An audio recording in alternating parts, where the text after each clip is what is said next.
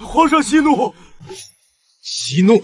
太子都躺在里面，生死不明，你们让朕如何息怒？殿下伤势太重，又一路舟车劳顿，脉象实在古怪。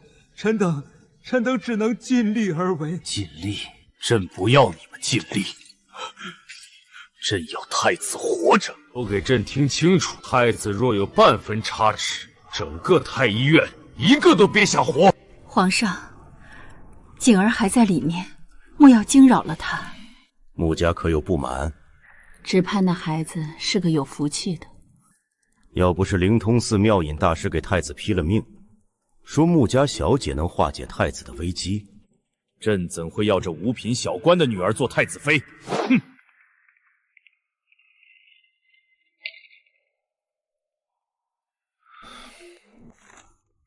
皇上在外面要太医院的命，殿下在里面要自己的命。你们父子俩倒是一个比一个狠。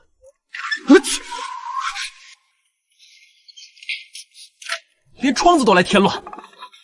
殿下，您醒了。赤壁，交给姬妻，天亮前送出去。殿下，您刚醒就惦记这些，太医院都快被皇上吓疯了。那就让他们继续疯着。药，不行，那药效太烈，您路上吃了一颗就昏睡半月，再吃真会伤根本。姑醒得太快，外面的人会起疑。可您身上这伤是真的，所以才更像真的。只剩2粒，殿下，您省着。殿下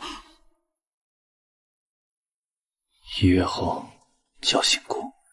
您这哪是睡觉，您这是拿命赌。姑赌得起。疯子，坏了！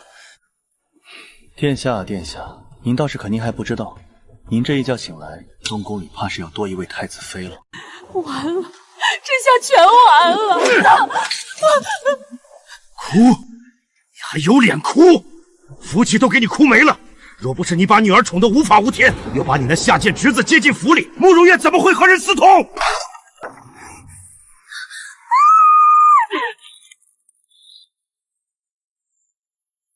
穆家女嫁入东宫，太子都快死了，月儿怎么甘心去守寡？他只是一时糊涂。蠢货！家成亲有嬷嬷验身，若让宫里知道慕如月失真，这是欺君之罪，整个穆家都要陪葬。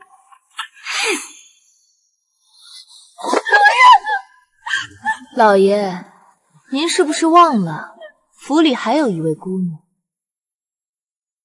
穆子涵是先夫人所生，正经嫡女。若论身份，她才是真正的穆家大小姐。穆子涵很少出门，时间久了，世人早就忘了穆家还有这么个嫡出姑娘。绝对不行！去，把穆子涵叫来。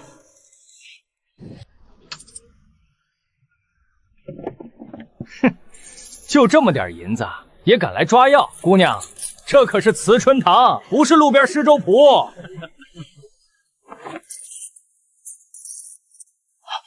姑娘留步，你是穆将军的妹妹。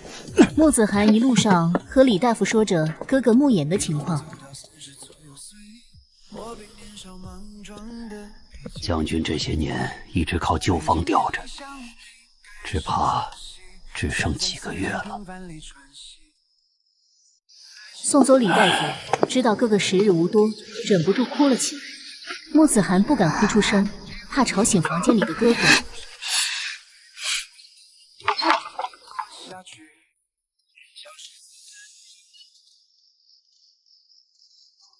大小姐，宫里下旨赐婚，你要做太子妃了。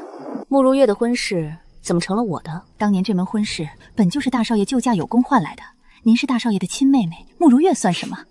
太子重伤，慕如月不愿守寡，所以推我去。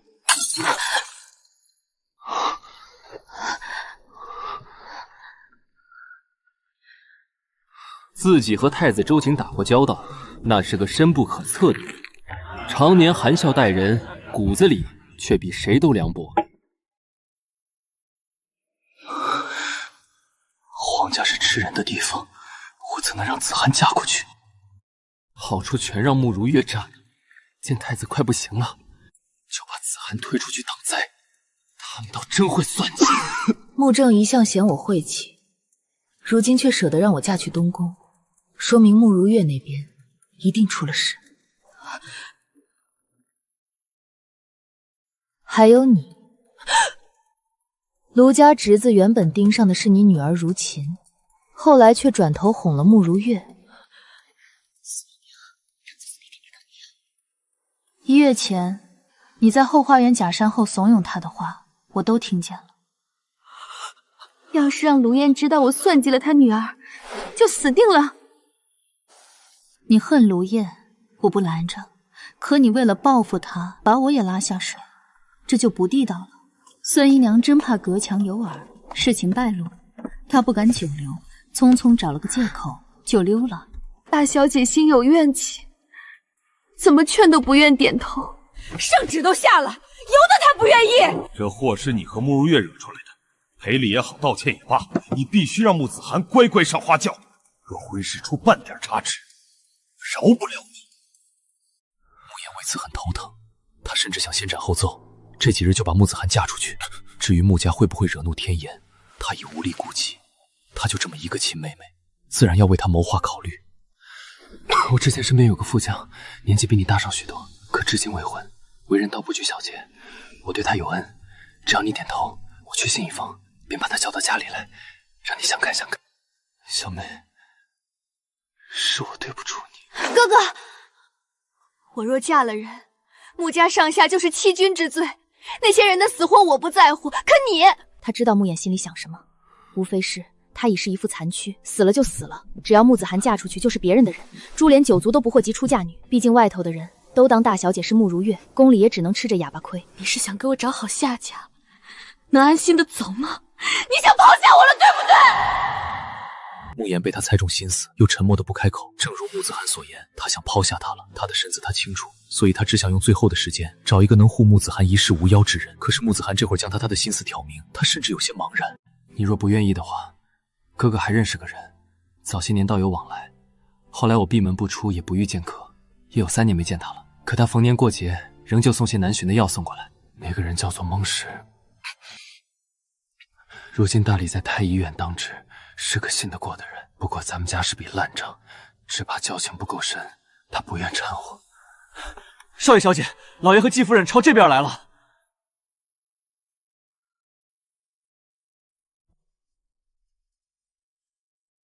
穆子涵不受管教，那张脸却足够明艳，只是实在消瘦，瞧着显小。要是养胖点就更好了。再看穆言，比记忆里还要憔悴。如果穆衍没中毒，他哪里舍得把人丢弃到这里？当时宫宴那么多武将，他穆衍逞什么能？落到这个下场是命。可他这次过来是当慈父的。明儿就是你的生辰，我和你娘想为你办一回生辰宴，燕儿觉得如何呀？为父记得你年幼时最……有话不如直说。你身子弱，凡事别动怒，可得养仔细点儿。这几天冷得厉害，倒在院里的水瞬间都能冻成冰。你们2人注意保暖。那就得问问继母了。年关将至，各房都添置了冬衣，家里的奴才也没落下。我和小妹身上穿的却是旧裳，棉花也不厚实，里面只有薄薄的一层。我倒无所谓穿什么，左右哪天闭眼去了，免得浪费银子。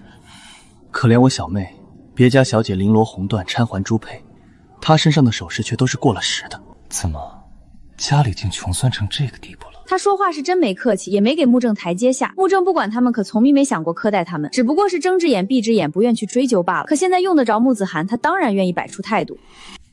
怎么回事？你就是这样当家的？哎呦，夫人怎么可能会漏了少爷和小姐？她早早就吩咐了老奴，请人过来给2位量尺寸。是老婆子，我年纪大了，竟然把这事儿给忘了，是婆婆老糊涂啊！求老爷责罚。真是养了个好心腹。自然要罚，还得重重的罚。你这老东西，这么重要的事竟然也能忘。好在少爷小姐是懂事的，这才不至于怨我。不知情的还以为我这个细母歹毒，克扣他们兄妹。这一唱一和的，实在无耻。说到底还是怨我，咱们府上事忙，难免有些疏忽。之前我也魔怔犯浑，想着如月她大自寒1岁，何该为她先张了婚事？左右是亲姐妹，打断了骨头还连着筋，不论是谁上花轿当太子妃，都是咱们穆家的姑娘，不用太计较别的。这种话说出来，他不害臊，我都要为他害臊了。他甚至隔夜饭都要吐出来了。合着他卢燕顾全大局，是我小肚鸡肠了？娘给你们赔个不是。是我疏忽，你们怨我也是应该的。可老爷是你们的父亲，他是站在你们这边的，为此也狠狠斥责，让我莫痴心妄想了。太子是娶子涵的，这点谁也改变不了。孩子，你们可不能因为我的一时糊涂去迁怒于他。卢燕也自以为伏低做小了，这话却没一个字是穆子涵爱听的。怎么了？继母这张嘴也实在厉害，都能去佛堂开光了。也不难怪年轻那会儿把我爹迷得神魂颠倒，家都不愿回，一心和你厮混。如今没法了，又求到他跟前，脸都不要了。穆子涵可不会帮着拾起来，什么孝顺他也顾不得了。这层遮羞的窗户纸被穆子狠狠戳破，原来如月妹妹不自爱，婚前失贞，是继承了继母的衣包。娘已经到不是了，还要她跪下来道歉吗？果然疏于管教，言行如此大逆不道。疏于管教，爹这是指责我。穆衍还记得，娘亲柳氏得知穆正阳外善后，提前早产，生下小妹血崩。府上那几个小姐，谁没有教养嬷嬷？她们识字，有先生一笔一画教。子涵呢？我是个粗人，只会带兵打仗。我识字，可作诗绘画不行，我能教他什么？他们弹琴作画时，小妹不是在煮药，就是去账行催发利金。娘留下的钱我没动，想留给她傍身。我带兵得来的赏赐，多数刻着皇家烙礼，卖不得。府里每月利银却一再缩减，我的药不便宜，辅品更不便宜。后来小妹背着我，把娘留下的东西全换成了银票，那是我第一次对她发怒。可那些都是身外之物，只要哥哥吃了有用，再贵也值得。他一个铜板恨不得掰成2个用，可府里的下人却议论他掉进钱眼里了。说一个小姐日日追去账房要钱，丢了体面，这些全是你的不作为。你当初反复确认我身子彻底坏了，便以此处清静适合养伤为借口，任由这个女人把我和小妹从原来的院子赶到这里。我原来的院子采光最好，也最气派，如今住着的是穆如月。大夫说了，你身子需要静养。够了！静养？刚搬进来时，这里连下人房都不如，下雨漏水，窗纸破洞，遍地灰尘和蜘蛛网。你把我们兄妹扔到这里，彻底不管不问，如今又想利用我小妹。我告诉你，穆正不能够，大不了与你鱼死网破。哼，好啊，可真是兄妹情深。来人，将院子围起来，严加看守，没有我的准许，谁也不准出入。我倒要看看他们拿什么和我犟！哈哈哈！小妹，别去！少爷，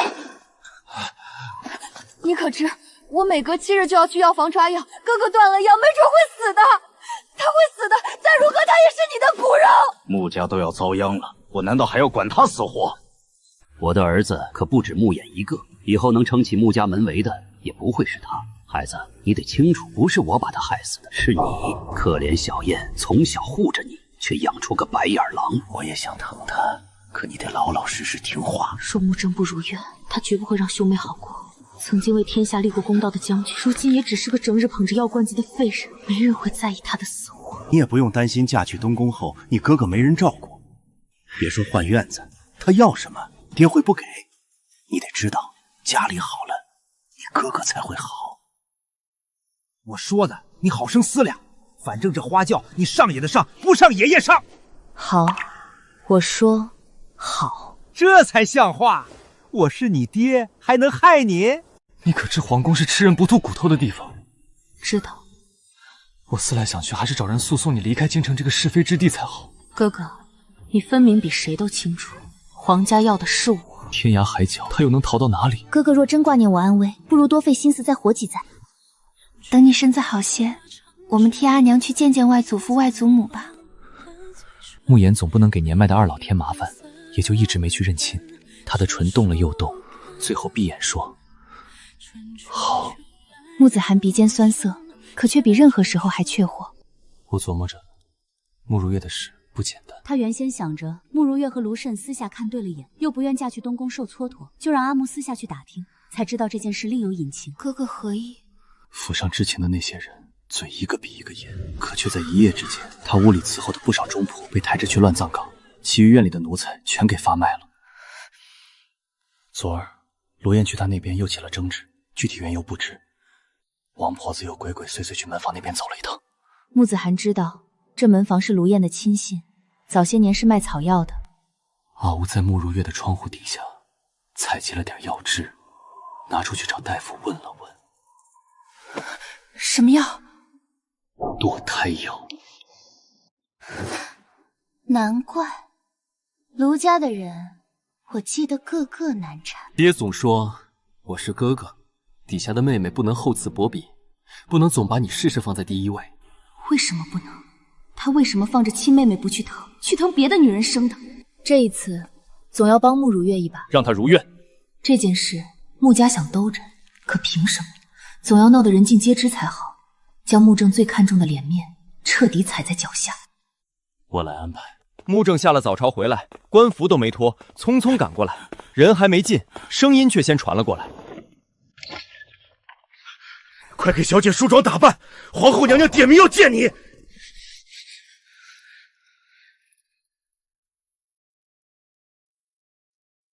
在穆正看来，穆子涵没有规矩，也没有嬷嬷教导过，去了皇宫肯定要出错。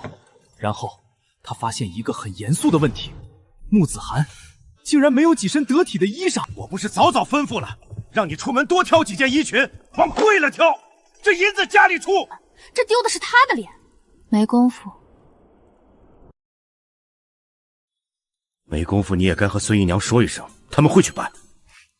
说了，怎么能看你这急得要跳脚的德行？我往后气人的事只多不少，爹总要习惯。爹的年纪也不小了，倒不如我哥哥沉稳。穆正能如何？他只好供着他，就怕这祖宗一众话也不认敢说，让下人跑着去铺子买衣服，然后又和穆子涵说：进宫后你必须规矩行事，该讲什么不该讲什么，你应该清楚。皇后娘娘就是见你一见，见了也就把你打发回来了。她雍容华贵，你若不出错，娘娘也不会特意来找茬。穆子涵听得不算认真，但还是紧张的。上回去皇宫，身边有穆言，他偷偷瞅过高位上的皇后娘娘，不敢多看，只觉得很高贵威严。至于太子周瑾，那次他并不在，穆子涵对他没有印象。太子只一个嫡亲姐姐，是少阳公主，她的脾气不好，去年和丞相千金犯了口舌，不过数日，那丞相千金就摔断了一条腿，都说和她脱不了干系。京城的小姐都躲着，你最好也避着些。你就是穆家大小姐，看来3年前是我留意错了人。这话怎么说？那次宫宴，穆家女眷一并入宫，若我没记错，有个粉衣姑娘跟在穆将军身边。天茶倒水，不少名门闺秀都喊她穆大姑娘。该来的终究来了，这不就是穆正和卢燕的生死局吗？娘娘说的，应当是家中姐妹。这就不对了，你是长女。嫔妾记得皇上曾说穆将军是个俊俏少年郎，原先还不信，毕竟行军打仗的都是粗人。如今见了穆小姐，如贵人不会说话，不如让本宫赐你一杯毒酒，把你毒哑了。粗人，没有这些人，哪有你的安生日子？眼比天高的东西，仗着几分恩宠，真把自己当人物了。你是说保家卫国、护我疆土的戍边男子穿着制式服饰粗鄙，还是说本宫的皇帝带兵打仗粗鄙？不如去父皇面前说上一说。绝无此意。哼，别以为本宫不知道，如今皇帝重伤在身，你们一个个存的什么心思？懂事的今日绝不会来此。我母后仁慈，不愿同你们计较。公主莫恼，如贵人一向嘴笨。嘴笨？我看是没脑子。他父亲是文官，文官一向看不起武将。卢贵人吓得抽泣，转头看向熹贵妃，想求她出面。熹贵妃却只低头看着刚涂好的指甲，仿佛什么也没听见。哭什么？听着晦气。行了，吵得无头疼。如贵人，起来吧。瞧这眼泪流的，不知情的还以为交房殿把你怎么了。少阳，你也是，脾气说来就来。子涵，上前来。这是吾与皇上成亲时太后所赠，如今吾再把它送给你。穆子涵心头微震，见面礼贵重之极，皇后的态度摆在这里，是在给她做脸面。你倒是小家子气，把头抬起来。这交房殿是母后的宫殿，外人来了都恨不得当自个儿家了，赖着不走。你倒好，拘谨什么？这话是在骂那些不请自来的妃嫔。公主这是在点本宫呢。不敢，贵妃是父皇最看重的妃子，御书房去的，养心殿去的，区交房殿又算什么？公主，你对本宫若有意见，大可直说。儿女亲家做不成，可低头不见还抬头见呢。本宫的侄儿刚中解元，以后前途夫宗不可恋恋。本宫不同你争执，你若拿着这件事不放，本宫也是有理，皇上也为本宫做主。别拿父皇压我，整日就知道耍些狐媚手段，我可不吃你这套。能听的吗？每次和少阳发生争执，太子每次出面当和事佬。皇上虽疼他，可最在意的却是太子。哼，周瑾死了后，看谁还能护着他。娘娘，别怪臣妾不提醒你，和公主同龄的姑娘都当娘了，她这个年纪还没出嫁，性子若不改改，日后一亲都难。公主被吾疼坏了，还望贵妃看在她尚且年幼的份上，别计较。不过贵妃到底多虑了，公主贵为金枝玉叶，只有她不想，没有她嫁不了一说。比如你侄子，果然当正宫皇后的都不简单，这就是大老婆和小老婆的区别。哼，真是好得很。你呀，你哥哥如今可好？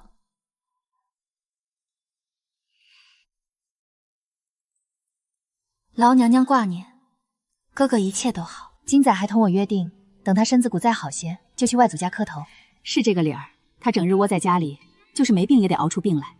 你哥哥多出去走走是好的。今日入宫，哥哥还让我向娘娘问好。中毒这么多年，你哥哥倒是命大，活到了现在，就是不知能撑多久。也许会辱骂他不配嫁给周瑾，他都会面不改色。可偏偏少阳触及了他的逆鳞。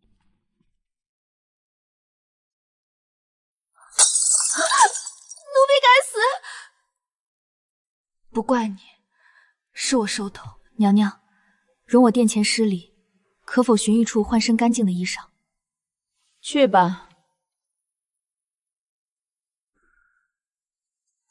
提起慕言，你就犯脾气。当初公主里头唯你到了适婚年纪，她婉拒赐婚是对你好。谁要她好？母后提这个做甚？父皇这几年迟迟不定皇帝的婚事，我还想着他另有打算。皇帝为储君，日后是要当皇帝的，他的妻子不能差。可左等右等，却还是穆子涵。如果穆衍没出事，我绝无二话。可如今穆家已落魄，皇帝又这样，朝中大臣心思一个比一个活络。不说别的，二皇子的未婚妻熹贵妃在相看，三皇子的婚事，其母德妃相中的人家也不差。孩儿如何能甘心？要不是清楚端墨皇对周吉的疼爱远胜别的皇子，他都要以为父皇对皇帝不满了。二皇子就是熹贵妃的儿子，这对母子这会儿别提多得意了，没准等着皇帝早些闭眼，他好继承储君之位。少阳，你应当知道，子涵是妙隐大师钦定的人选。大师，妙隐如今都缘尽了，何况母后，你又不信佛。那无能如何？小景的伤，太医束手难策，他只能寄希望于此。万一呢？冲洗有用呢？死马当做活马医，只要对周景好，他都愿意去谢。少阳，你好好反省刚才什么态度，有什么脾气你找穆燕去发，朝他妹妹犯什么浑？平时爱吃什么，都读过什么书？臣女没有什么忌口，就是平时不怎么爱看书。这是实话。皇后身上上位者的气息过于浓烈，穆子涵实在不敢对她扯谎，毕竟她的事只要一查就能清楚。会写字就好。子涵啊，实不相瞒，吾召你入宫，一是见你，二是若让你为太子抄写佛经，你可愿否？穆子涵不愿意，他讨厌写字，可又不敢拒绝。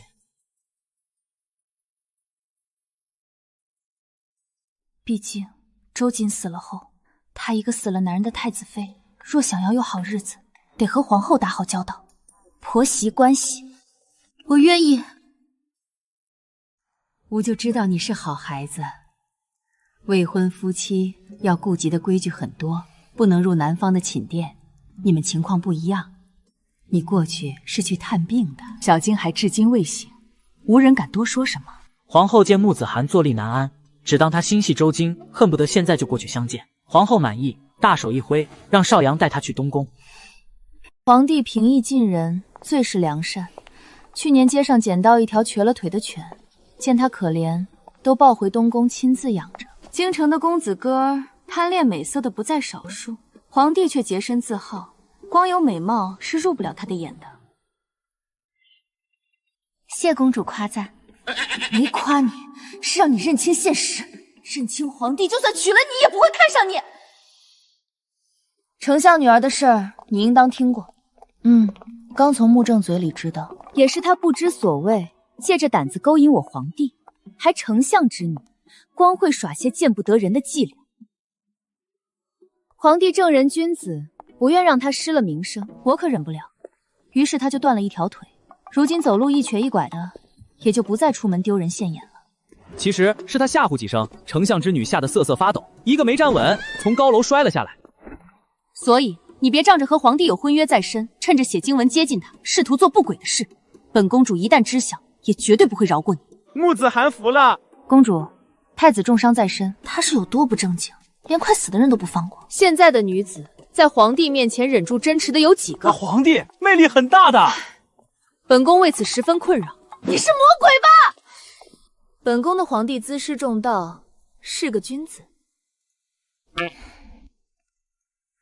皇帝品行高洁，德行兼备，是出了名的。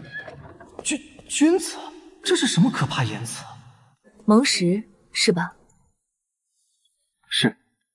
穆子涵以为少阳会带他去厢房抄书，却不想去的是周瑾的寝殿。笔墨纸砚早就备好，适合姑娘家的案桌挨着窗户，应该是临时搬过来的。案桌的对面就是床榻，隔着长而拖地的幔帐，依稀能见里面躺了个人，隐隐约约看不真切。院内是熟悉的药香味，浓而烈。这还是除了穆衍外，穆子涵头一回进男子的住处，臣是有点不自在。皇帝今日如何？容貌严厉，可比那断了腿的丞相之女貌美多了。就是不知道她的腿骨头容不容易断。丞相之女遇到公主责罚，太子没有出手，是她幸运。可穆子涵就不好说了，毕竟他们太子并非怜香惜玉的主。昨儿夜里吐了红血，我怎么没收到消息？太子上回醒时还迷糊着，却心心念念就叮嘱周瑾的贤明，也有蒙氏的一份力。太子说了，他的身体也就这样了。为人子，为人弟，却会兴师动众，让公主娘娘担忧，实在不孝。她这短命丈夫的确是君子，少阳是带着伤心离开的。他一走，穆子涵觉得周围空气都清新了不少。穆家妹妹，你可能不认得我，我和你哥哥算是旧相识。认得，我哥哥都想把我嫁给你。蒙石是知道穆子涵的，往前他和穆言往来时，穆言提到最多的就是这个妹妹。可惜了，一枝鲜花插在了周叶这个牛粪上。就穆子涵这个长相，嫁去别人家里，丈夫只怕疼爱得很。可周瑾，算了，不提也罢。她再厉害，也只是个姑娘，在这个陌生的皇宫，也会无措，会害怕。太子瞧着严重，可没准阎王爷都不敢收她，哪日就能活蹦乱跳了。毕竟是装的。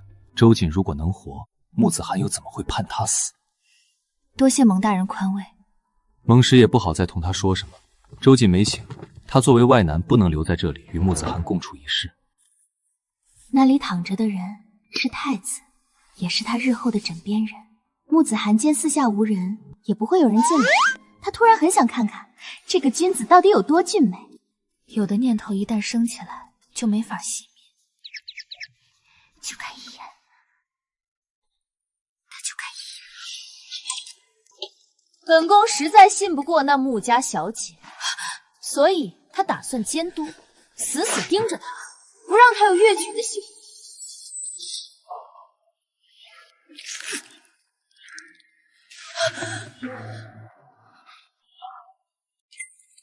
你在做什么？要是晚了，穆子涵是不是得爬皇帝的床啊？饿狼扑食吗？毫无半点分寸。皇帝若被你压得三长两短，你穆家都得陪葬。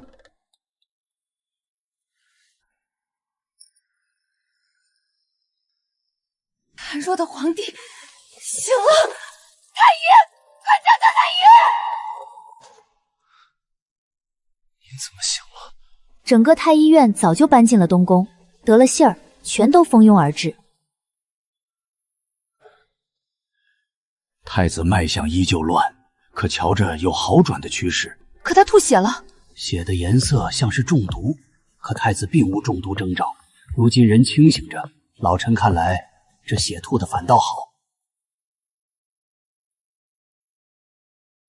穆小姐，今日辛苦你了，娘娘让老奴送您出宫。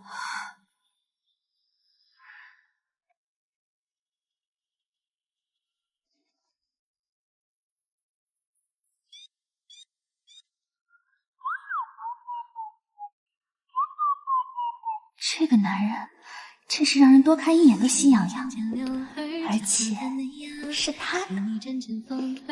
在见周瑾前，他想过周瑾死后，他定恪守妇道，安守本分，再借着太子妃的身份让穆正好看。可见了周之后，他改了想法，长得这么勾人，死了就太可惜了。他恪守妇道的同时，还会追悼亡夫。河宫的娘娘、皇子、公主、闻讯全都过来表示关切。小景，你可不能有事。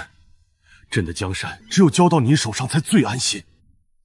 边上的二皇子眸光一闪，是嫉妒。明明他没差周耀多少，为什么父皇眼里只有他？他的母妃熹贵妃却是黑了脸。他甚至觉得这句话皇上是说给他们母子听的。父皇，我的身体是变数，二弟、三弟同样才学兼备，尤其二弟，上回雍州水灾他处理得极好，儿子自愧不如。太子好是好，就是太蠢了。治理水患，明明周忌自己可以去，偏偏把机会让出来，给了他皇儿出头的机会。三皇子周成是个闷葫芦，和德妃一个德行，低着头不说话。皇兄抬举了。周瑾这种人，聪明是聪明，可主君不能妇人之恩，只有杀伐果断才能统治天下。周瑾明显德不配位，只有他的确是抬举你，有自知之明是好的。目睹周玉瞬间僵硬不可置信的脸，周瑾眼里的笑意更明显了。可他得忍啊！小景要静养，你们都回去。天子一发话，所有人讪讪告辞。端木皇他们也没久留，很快屋内只留下周瑾和蒙石。他像是很痛快，可眼里的悲哀却越来越明显。重新被包扎好的伤口裂开了，也不能阻止他。孤睡了几日，7日。很好，你解释解释，1月的药效，姑怎么7日就醒了？殿下，你相信奇迹吗？姑不信，但姑信，明年的今日是你的忌日，你信吗？我方才正在殿外，无力救您和穆小姐，您可别为难我。里头发生了什么，我是真不知情。您不如去问问少阳公主，没准她清楚。谁？穆小姐，就是穆衍的妹妹。方才角落站着的那个矮子，你高了不起，人家分明是娇小。你个疯批毒蛇！妙影大师曾给殿下算过一卦，殿下忘了吗？那和尚死了，都不忘算计姑。亲事已定。恭喜殿下，贺喜殿下，咱们东宫也要有女主人了。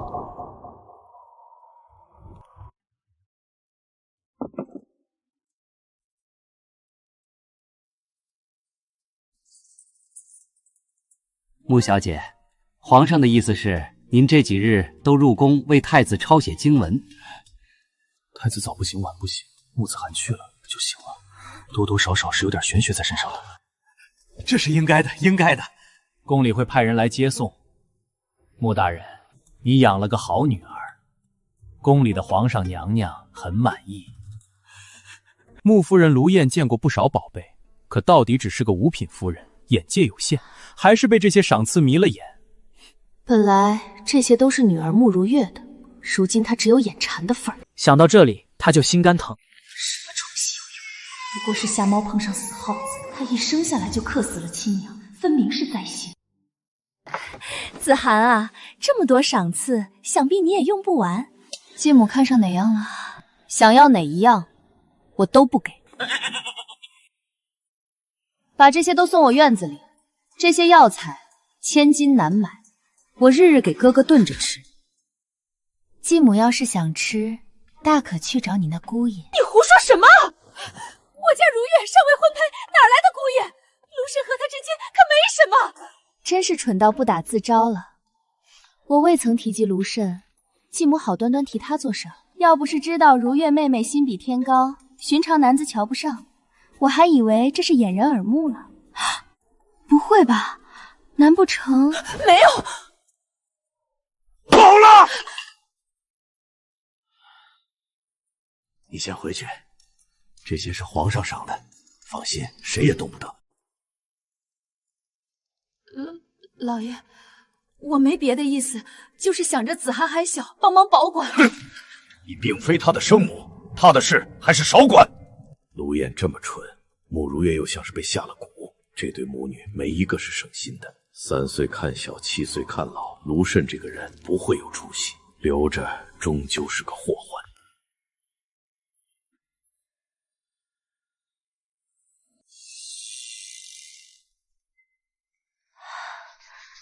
哥哥，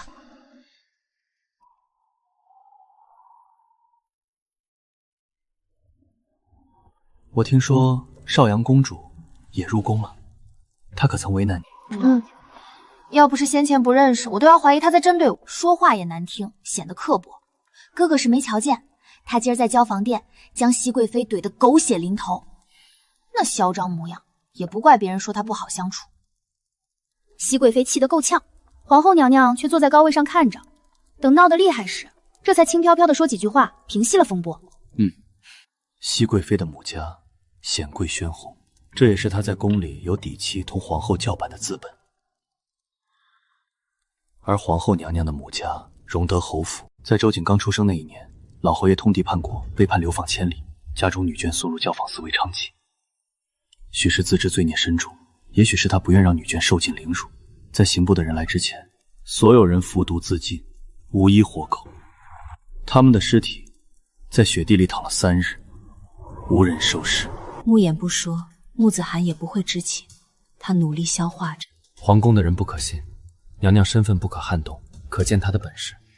不过好在她会护你。至于公主，她大抵不是针对你，是对她有怨，她谁都要针对一下。柴房里关着卢慎，怎么了？左右最后，穆正会同意他们的婚事。慕如月嫁不了前当户对的人家，师神也无法再攀高枝，穆正穆如何能甘心？至于慕如月，她只怕会是第2个慕如莲。哥哥的意思是，他会让人去柴房封口？什么人嘴巴什么时候最严？当然是死人。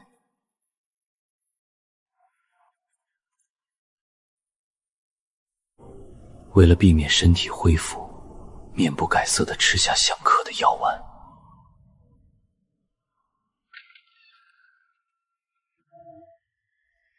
他身受重伤，怎么还开着窗户吹冷风？屋里怎么连个炭盆也没有？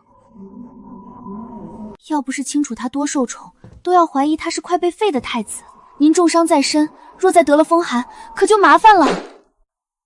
殿下尽量莫走动，在榻上躺着养伤才好。这小东西还管上我了？你来，我可以吗？你不是姑的未婚妻。穆子涵想想也是，周泽是病患，他以后也得照顾他的，提前适应也好。人矮，走路也像蜗牛爬。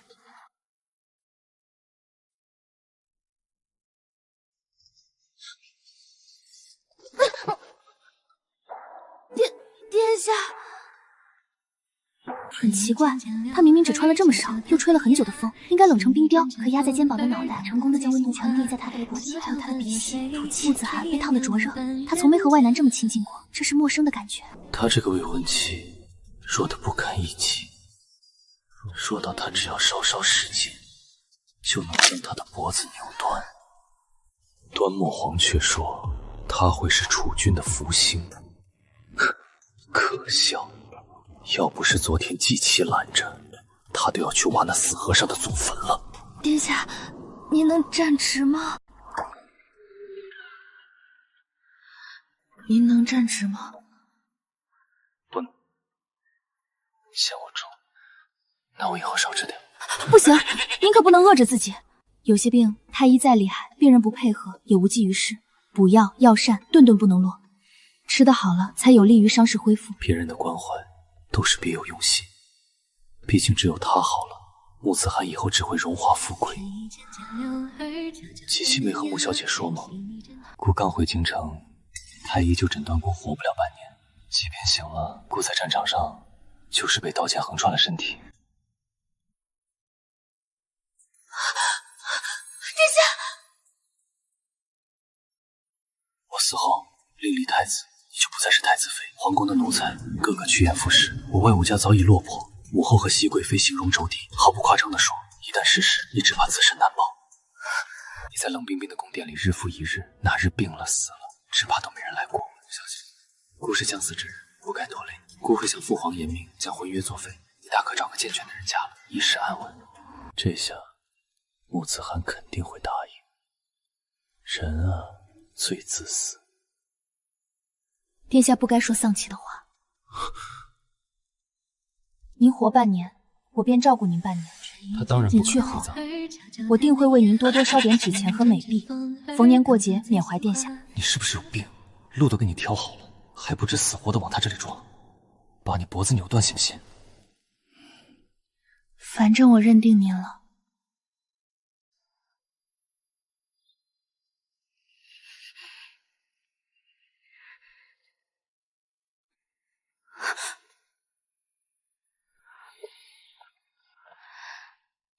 殿下也挪挪腿，我扶您去歇下。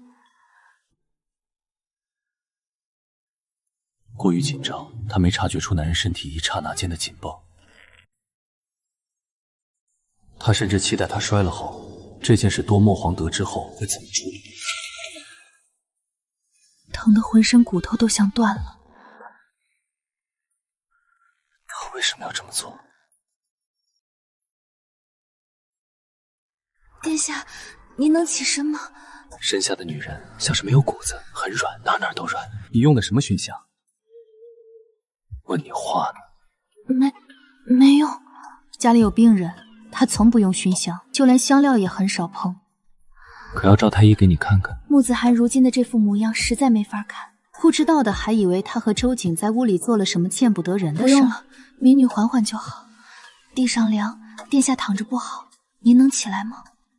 不能。对不住，是我不好。等缓好了，就去请外头的工人。等你缓好了，再背我起来。等你缓好了，再背我起来。是姑为难你了。是啊，他背得动吗？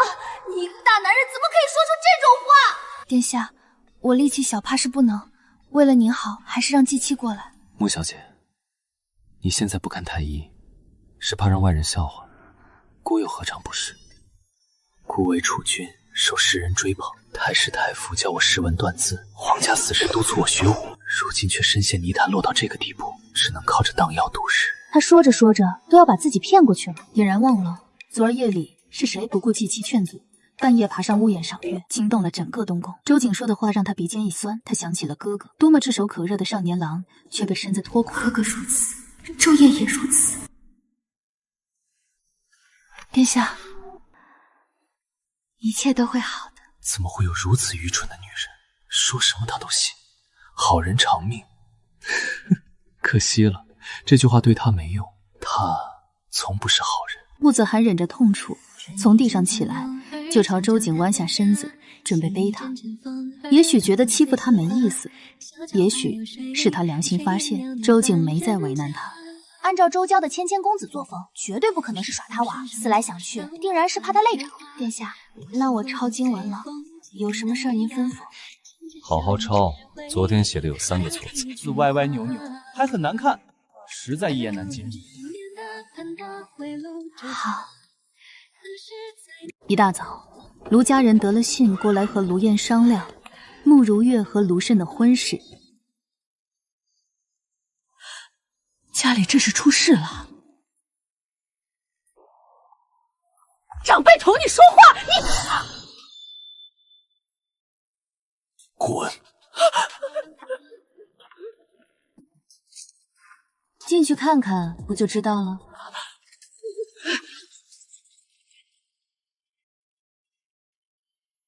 早不死晚不死，偏让我们撞上，也不知死的是谁。还能是谁？府里不是有个病秧子吗？8成是穆衍没了。原配的儿子死了也好，省得挡了燕儿以后的路。娘，你们怎么来了？不是你写信催我们来的。他根本没写过信。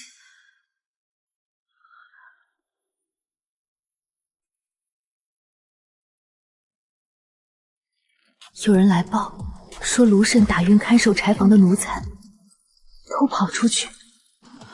陆华跌进水池。卢慎送饭时突然发疯，用木棍砸晕小的，之后一路狂奔，失足落水。白日里，穆正身边的管家曾支开看守，单独见过卢慎。如月的亲事已经定了，是方大人。方大人不介意他婚前失贞，又和吏部尚书交情颇深，有这层关系，我升职在望。如月是您的女儿，您怎么忍心害她？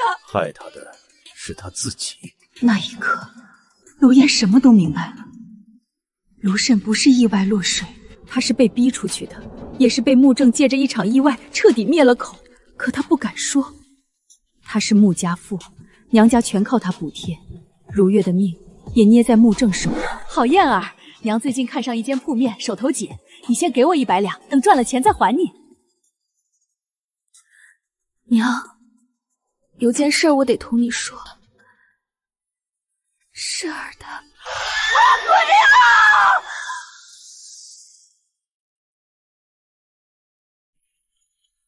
这么大的事，卢婶子竟还不知情。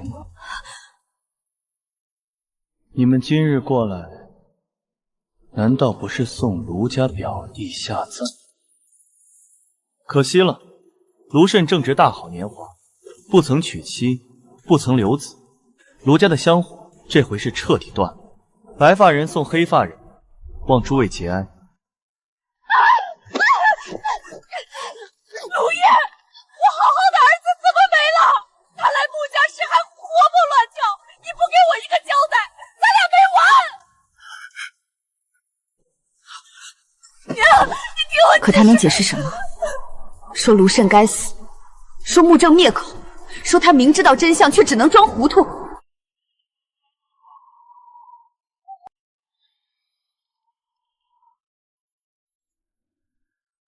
慕如月那边有什么动静？老爷瞒着他，只怕不打算让他露面。慕正骨子里狠毒，这样的人手里若没有把柄，将来小妹的路不会好走。他能做的就是在自己还活着的时候，替他多清掉一些障碍。传信给慕如月，让他知道。是。另一边，穆子涵人在东宫，心却还挂着穆家。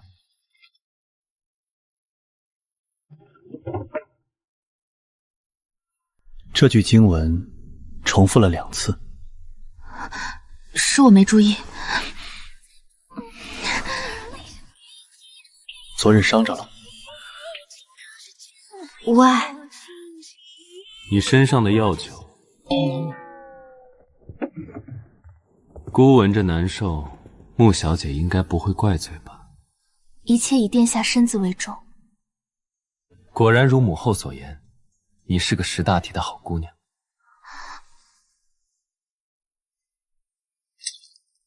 穆小姐心不在焉，若是不愿写，不如回去。谢殿下体恤。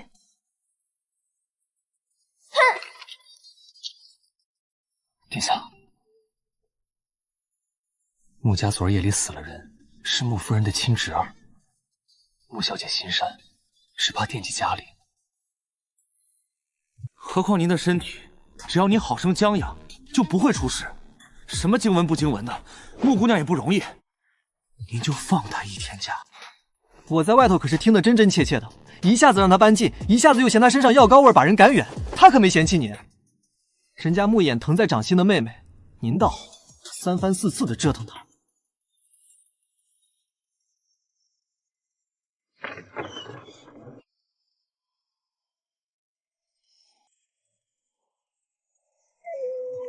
皇宫除了后妃和公主，养了宠物的只有周瑾和二皇子周玉。周玉养的是只兔子，毛色雪白。皇兄，你看我的兔子多可爱啊！皇兄不如也养一只，这殿内不至于太冷腔。那是周瑾耗费了数月，准备给太后做寿的话。对不起，小兔不是故意的。皇兄最仁善，应该不会怪罪这只畜材的，对吗？你恶不恶心？畜子的确不是故意的，人才是故意的。所以啊，周瑾听了他的意见，养了这只脾气难驯服的犬。在周玉散发圣洁光芒，想让狗和兔和平相处时，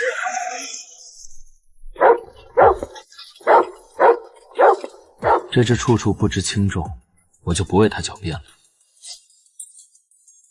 任凭皇帝处置。这么一弄，周玉连告状的机会都没了，吃了一个哑巴亏，偏偏又被揉下一个难题：处置了狗，就会被认为气性小，不敬兄处置，他心里又得气死。而周瑾走到哪里都是好名声，捡了个瘸腿狗是心善，把狗生死交给他是看重兄弟情，合着好处都让他占了。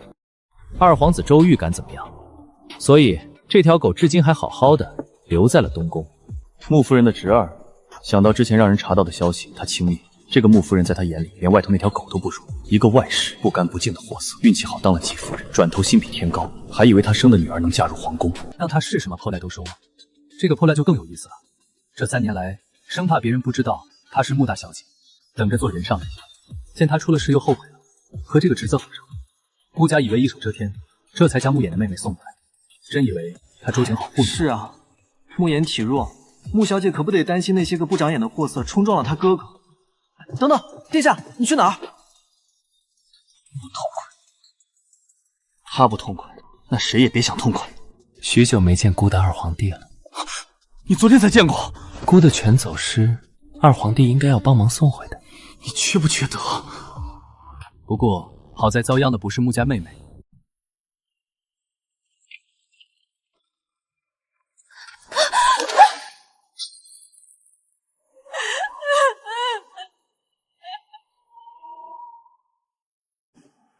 紫渊，大小姐，这药是给谁出的？求大小姐救救我们小姐，求你救救二小姐！先上车。小姐前些日子小产了，是陈家那老男人的儿子把小姐生下孩子争家产，在吃食里动了手脚。几个月了？ 6个月。孩子都成型了，是个男孩。小姐险些也没保住，她求陈家给孩子一个公道，可陈家说不过是小产，让他别蹬鼻子上脸。你去求过我父亲？求过，老爷说是小姐没用，才会被人算计。孙姨娘知道吗？小姐不让奴婢说，奴婢偷偷回府，连门都没进去就被赶出来了。那就回府，去见孙姨娘。我不管，我孙儿好好的人，怎么就死在你们穆家了？娘，你闹够了没有？别叫我娘，要不是你，我儿子还好好的。你前脚答应让淑女嫁给氏儿，后脚他就死了。你赔我孙儿！氏儿没娶媳妇儿，走得孤零零的。那个慕如琴活着嫁不了，死了也得嫁。冥婚也好，陪葬也罢，反正他必须进卢家的门。孙姨娘，还不快把人拉开！我一个姨娘人微言薄，哪敢拦亲家太太？可谁敢祸害我的如琴，我就跟谁拼命！反了，都反了！娘，那边又闹了。姨娘，大小姐来了。子渊，是不是如冕出事了？紫渊再也撑不住，跪倒痛哭。姨娘，小姐被陈家害得小产了，孩子6个月，已经成型了。紫渊哭着把陈家的事说完，孙姨娘浑身发抖，眼里满是恨。欺人太甚，他们真是欺人太甚！慕如琴急得要往外冲。娘，我要去陈家找姐姐。你去不了，你是庶女，孙姨娘只是姨娘，没有当家主母出面，陈家连门都不会让你们进。那姐姐怎么办？难道就这样算了？穆子涵看向孙姨娘，办法不是没有，就看姨娘敢不敢。孙姨娘抬头，如莲被陈家欺负，如琴差点被人拿去配冥婚。2个弟弟，一个快到娶妻年纪，一个还小。他声音很轻，却字字扎。如燕若想要嫡子，随时能把全根抱到膝下养，到时候姨娘连哭都没地方哭。你若只是姨娘，护不住任何人；可你若是穆家夫人，一切就不一样了。孙姨娘呼吸急促。你想让我争正室之位？我什么都没说，我只知道一个外室都能当夫人，姨娘何必妄自菲薄？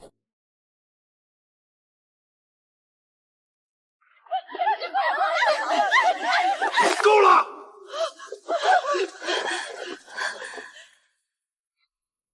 卢慎的事，我知道你们伤心。以后你们养老，我和老爷管。卢氏坐在地上不肯起来。我不要银子，我要我孙儿活过来！你们穆家害死人，还想拿银子打发我们？我要去衙门告你们！表哥，拦住他！表哥，你醒醒啊！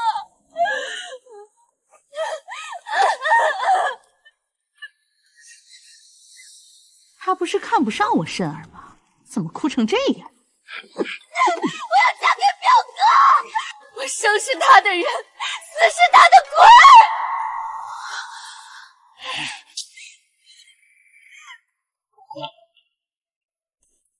你找我来做什么？若是想低头，就快些说。昨日，管家去见卢慎前，采买了大量长头。浪言能麻痹神经，也能让人兴奋发狂，产生幻觉。卢慎无故伤人，跑出柴房，本就是疑点。出事的时辰，管家又刚好不在屋里。卢慎到底是失足落水，还是被人推下去的？谁在威胁我？证据呢？证据是衙门该找的事。卢家若听见这些话，会不会报官，就不是我能管的了。我若出事，穆子涵也会被牵连。婚事若有变故，最怕的人不是我，也不是小妹，是你。我如今手无缚鸡之力，能做什么呢？无非是劝爹一句，老实做人。穆子涵去东宫的路上，这次接他的不是继妻，是个面生的公公。喜公公能言善道，努力在未来太子妃面前表现。咱们东宫后院的腊梅一夜之间全开了。殿下这会儿还在用早膳，小姐不妨先去看看。浓郁清淡、媚而不俗的腊梅清香涌入鼻尖。这后院的腊梅是殿下刚出生那年，皇上亲自栽种的。说起这事儿，喜公公骄傲的别的皇子那里可没有，咱们这里是独一份的荣宠。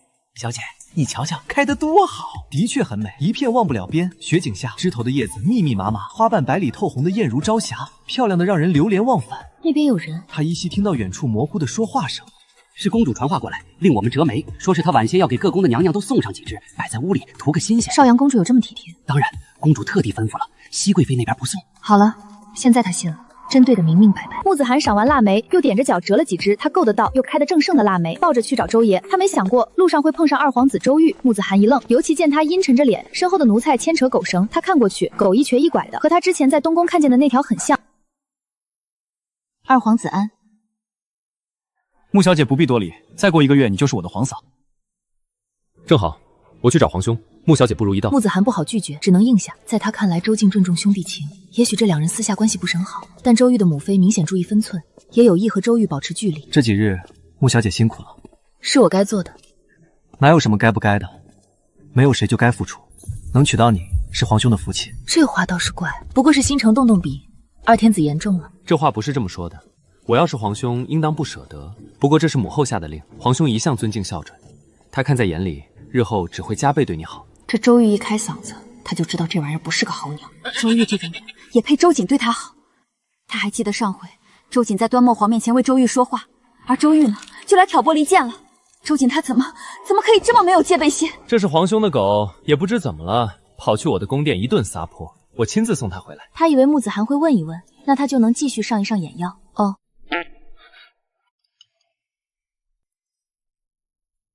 周瑾早膳没用几口就让人撤了，毕竟周玉会来，他怕吃多了会吐。可他没想过木子涵是和周玉一起来的，还有说有笑的，当然是周玉一直有说有笑。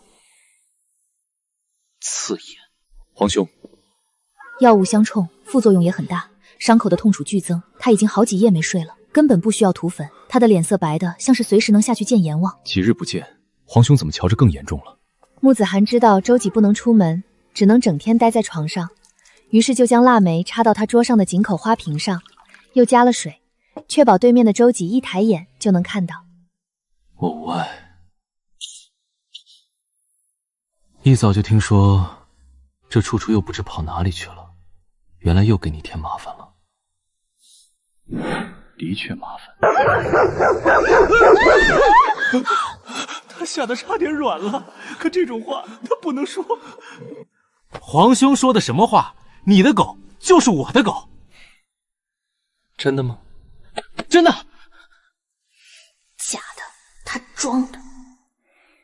这几日我都该在这里照顾皇兄。可朝堂的事忙，最近江南水患严重，京城来了不少流民。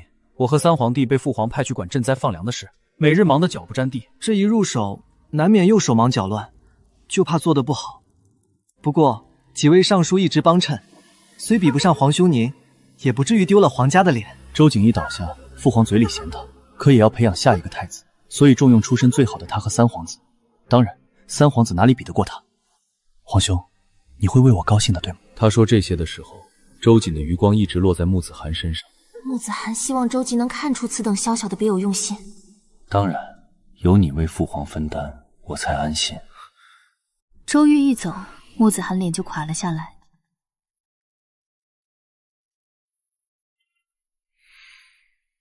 殿下，怎么了？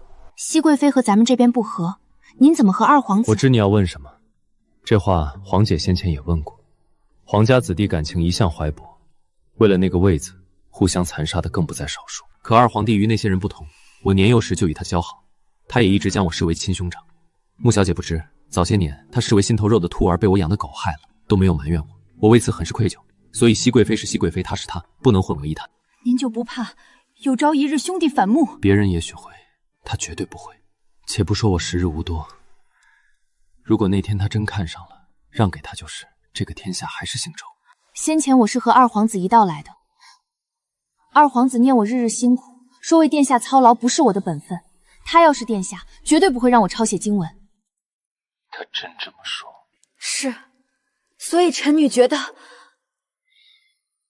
他说的对，是姑考虑不着。这天冷，日日让你过来，连睡个好觉都不安稳。给殿下祈福，我没说什么，殿下你也没说什么，这是我和殿下的事，更别提宫里的赏赐无数，我自个儿愿意。二皇子这种话却对臣女说了，殿下就没觉得这里头哪里不对劲吗？他先前那番得皇上重用的话，您就不气吗？同我成婚本就是欺负你，他心思是比较多，可其实人不坏，想表现自己也没有什么不好。不过苟同你这些的确不应该。顾思来想去，是怕嫁给我你心中有怨，顾思探你的口风。合着他好说歹说，周玉都是他的好弟弟。看他一脸挫败痛苦之色，周瑾被周玉恶心的心情才得到缓解。他娴静地低着头，手中执笔，腰板挺得笔直，是相当标准坐姿。可周瑾却有些恍神，在此之前，他从未留意过别人，并不清楚别的姑娘是不是和他一样。口渴了，我这就给殿下倒。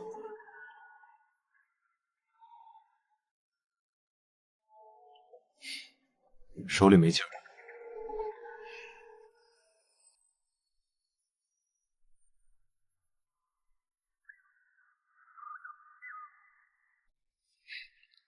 再来一杯。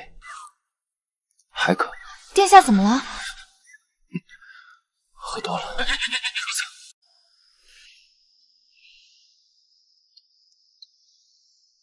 这道酱肉是我让厨子做的，你尝尝。在想什么？不是周姬，是少阳公主。公主就吃那道菜，别的碰也不碰。很快就没剩下多少，周瑾将最后一块给了我。少阳为此阴阳怪气许久。这么多的菜，你不分我抢，是什么意思？皇姐，那是我给她的。了不得了，有了媳妇儿，果然不一样。是吗？哥哥，你深吸一口气，你不会也被少阳针对过吧？哥哥，你这么好脾气的人，少阳都不放过。吃饭。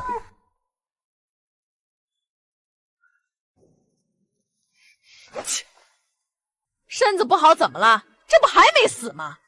当今太子的小舅子，可真了不起。孩子，我就知道你是顾全大局的人，眼下孙姨娘也答应了，正好皆大欢喜。你放心，主要是安安老人家的心，什么鬼神的，咱们不信这个。下人都被我喊出去了，这里也只有自家人。等今日过去，卢家人不会再找你，母亲也定给你找个好人家。都答应和我儿子冥婚了，也好意思想着再嫁别人，不要脸的贱货！我告诉你，凡事有个先来后到，你后面再嫁也没用，嫁之后还是我儿子的人。愣着做甚？还不去给你男人磕个头？瞧，还害羞了。姨娘，老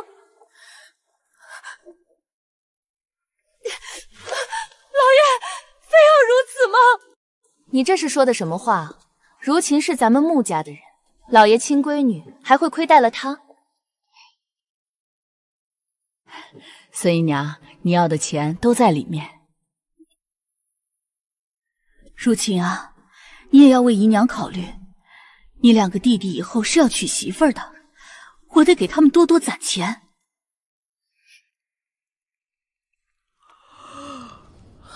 小姐这几日劳累，不如坐下歇歇。您身子骨金贵。长辈都站着，有没有规矩了？规矩？伯母有本事，不如也找个太子嫁嫁，再来教我规矩也不迟。我能来是给爹面子，你当我是给卢慎的，还是给你的？老爷，二小姐出事了，她如何了？被救下来了。既然没死，你来做什么？下去！小姐和表少爷彼此恩爱，为何老爷夫人非要拆散这对苦命的鸳鸯？二小姐才是表少爷心尖尖的人，秦小姐凭什么代替？我们小姐心里苦啊！求老爷开恩，求老爷开恩！什么意思？给我说清楚了！好得很啊！我说呢，这次过来，你穆家为何关着如月？上回还不惜说她疯了，难怪我说要如琴，你想也不想答应了。这恶毒婆子说的是假的，你们万万不可信！说是拿了谁好处被收买，这般陷害如月。他们兄妹俩清清白白，绝无逾矩之举。女儿家的名声不能毁，你是听谁教唆的？亏我平日这般抬举你。老奴是夫人拨过去照顾小姐的，当然是夫人的人。这些年的忠心，天地可见。只是小姐可怜啊，不吃不喝，有情人还是被分散。老奴看着她长大，哪里舍得她夜夜落泪？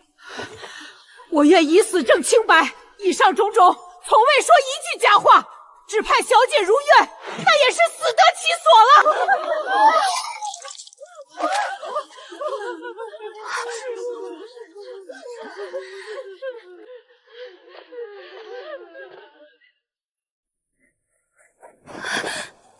大姐姐，姨娘会照顾她的家人。我来灵堂就知道后面会发生什么。姨娘都和我说了，到底一条人命我也不想的。但如果我不做，就……你同我说这些干什么？是心不够硬，受不了怎责，还是想让我附和你，至少能得那么丁丁点安慰？大宅院里最不值钱的就是人命，而想要活得长久，只能往上爬。多少人手里是干净的？这是悲哀，也是事实。这件事你也是受害者。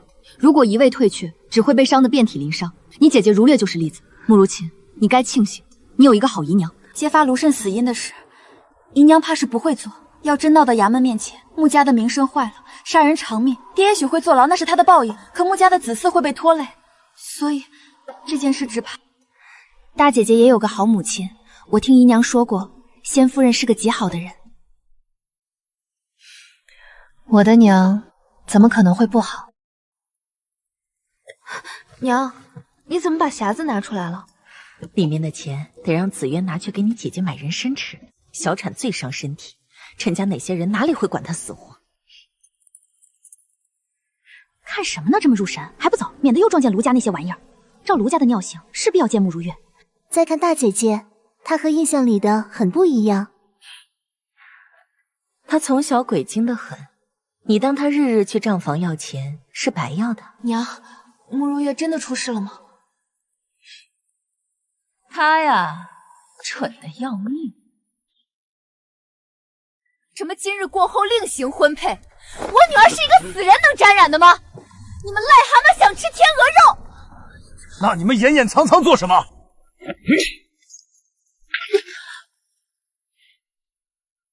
送葬，晦气！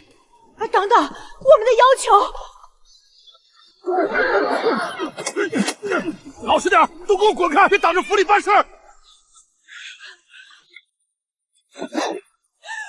命苦啊！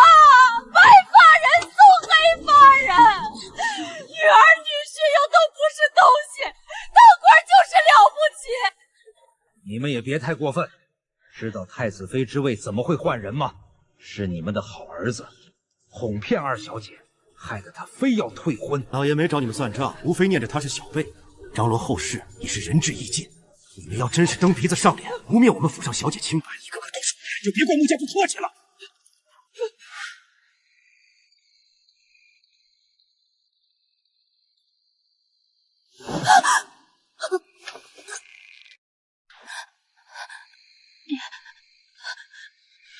逆女！不是为他要死要活吗？爹，我错了，我错了。他就是这里死的，你不如下去陪他。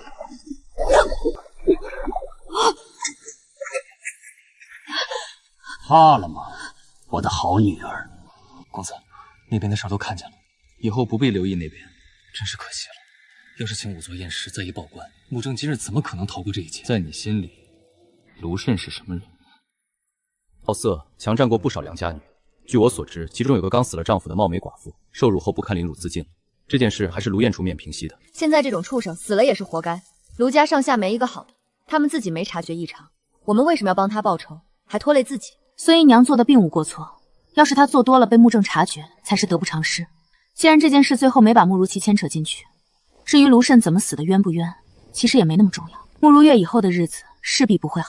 哥哥，你和二皇子熟吗？有过来往。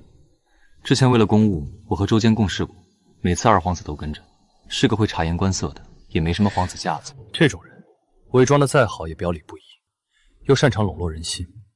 先前我正得势，他张嘴闭嘴都是穆将军。我出了事后，不等我交出兵符，他就一催再催。这件事过后，穆子涵没再见到卢家人，穆正已下令卢家不能再登穆家的门，卢燕也没了夹着尾巴做人的机会。婆子闹出的事，在穆正看来就是卢燕管理无能，甚至是他故意安排。孙姨娘，以后由你掌家。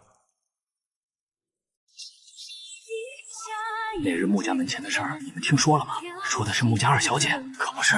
卢氏可是她亲外祖母，张嘴闭口说她和表哥有染，还官家小姐出身呢。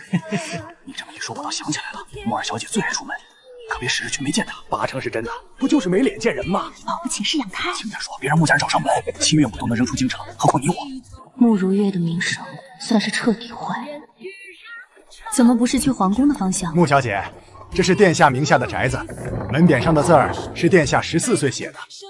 我们殿下的字儿，连太傅见了都要夸上一夸。殿下在里面。是，殿下每月总有几日不速东宫，会来这里。穆小姐小心台阶，奴才给您带路。胡闹！她的身体哪里经得住这种折腾？宫里娘娘和皇上怎么不拦着？拦了，可殿下坚持说成员适合静养，这也是实话。宫里到底人多眼杂，娘娘和皇上哪里舍得不应？这样也好，此处比皇宫近，小姐每日可以晚起半个时辰。这倒是实话。温期一日日缩减，府上孙姨娘忙前忙后，皇宫又有皇后操持，她和周瑾反倒成了没事人。周瑾每天吃药，她每天佛经。这些年，二皇子遇着事就来找殿下，1次2次还好，多了我瞧着就烦。每次都是殿下善后，他却丝毫不知羞耻，拿着结果跑去皇上面前立功。穆妹妹，我也不瞒你，上次二皇子治理水办有功，我应该听说过。其实这事儿也是殿下背后帮了忙，不然哪有这么顺利？帮倒忙也是帮，周玉何德何能让周瑾专门去针对啊？还有太后寿诞那日，二皇子毁了我们殿下的祝寿图，谁曾想他转头就送了一副一模一样的，事后还杵在那里装无辜。你们殿下信了他的胡说八道是吧？是凑巧撞了。是，那幅图殿下也从没真想送出去，本就是计划着让周玉来破坏的。世上没有不透风的墙，除非殿下有意透露。所以他的孝心端木皇之图画了，心思花了。二皇子的确有本事不错，可到底和被皇上带在身边，从小耳濡目染处理国事的殿下差远了。周瑾捅自己一刀后的计划，被穆子涵打乱后，又做了什么打算？周毅那日，他把二皇子耍得团团转。这么多年，他对付一个人时，有觉得耐心，也享受其中的快感。每次穆子涵过来，我都替他捏一把汗。周毅最会讨女人欢心，穆子涵若和他走得近，还不知道会出什么事。上次没出事，也是他走运，没生一喜。也就我们殿下傻，真把他当兄弟。穆妹妹可能不知道，二皇子私下作风不太行。其实早在几年前，二皇子还喜欢姑娘，就是丞相府的千金。先前那个摔断了腿的？不，摔断腿的是相府二小姐，二皇子喜欢的是她姐姐。只是那大小姐后来得了一场病死了，二皇子便说许妹妹也死了，反正两人长得还行。二小姐愿意？她哪里愿意？她不愿当替代品，又对我们殿下，可注定二皇子和丞相府无缘。二小姐勾引殿下无果，又断了腿，这件事才不了了之。所以啊，他情路不顺。皇兄，赈灾的事儿你得出面帮帮我，要是父皇知道我就完了。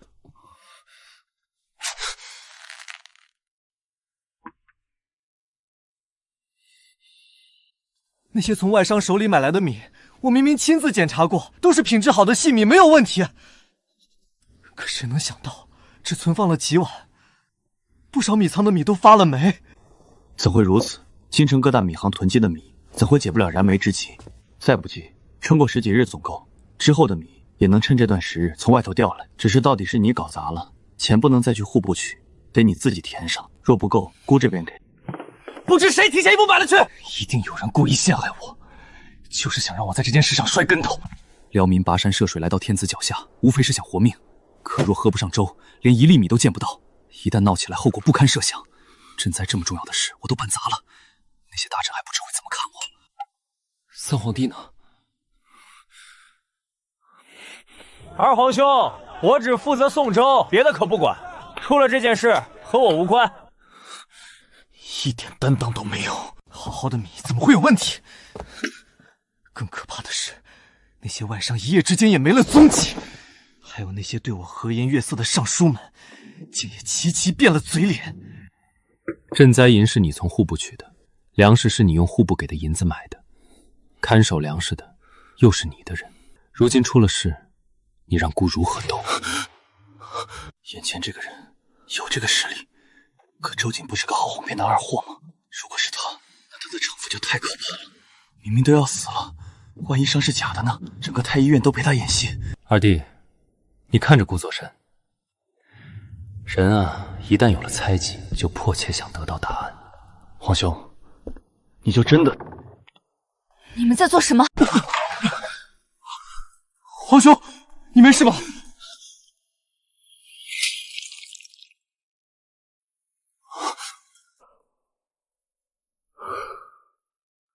看来这个周景是真的伤得严重，是我多虑了。周玉，流了这么多血，怎么会不晕？我扶兄长起来。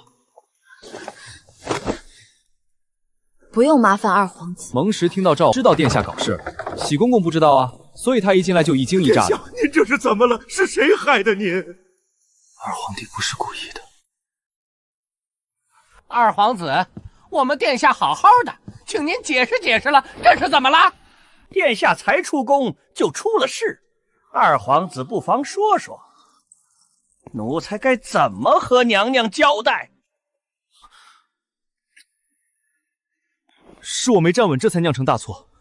蒙太医，皇兄会没事吧？他有没有事，二皇子瞧不见吗？没站稳，二皇子一连没站稳2次，是伤了腿吗？是我的不对，不过皇兄一向吉人自有天相，还不是拜二皇子所赐。穆小姐，受民女顶撞，您留在此处，一不是大夫，二只会添乱。我要是二皇子，这会儿早就该去宫里请罪了。谁不知殿下要静养？平时娘娘和皇上都极少来东宫，生怕殿下休息不好。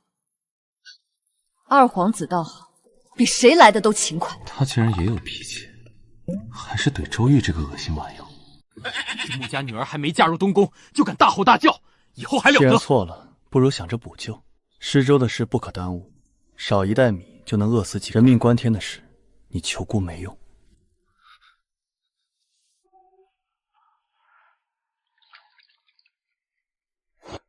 很好，这个疯子怕是算计到了周玉会来。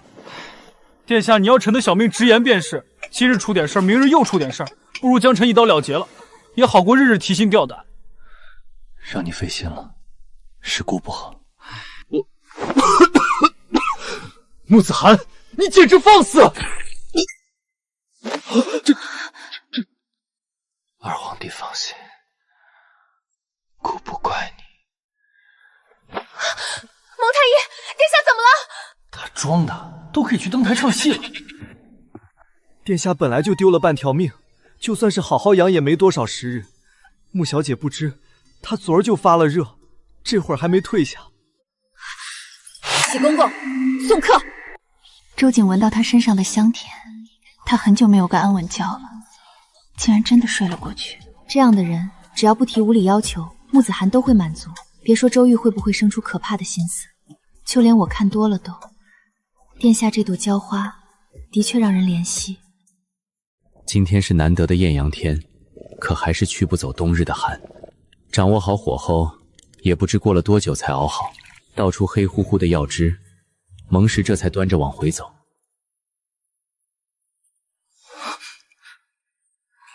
穆衍这个妹妹真是一点没有防备之心，也不怕睡着被那疯子掐死了。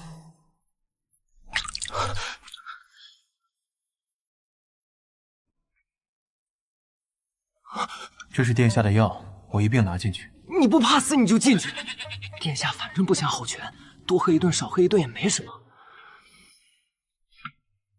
那些粮食，你们打算怎么处置？少打听，好歹我也是殿下身边的人。嘴巴该严的时候，他可是比谁都严。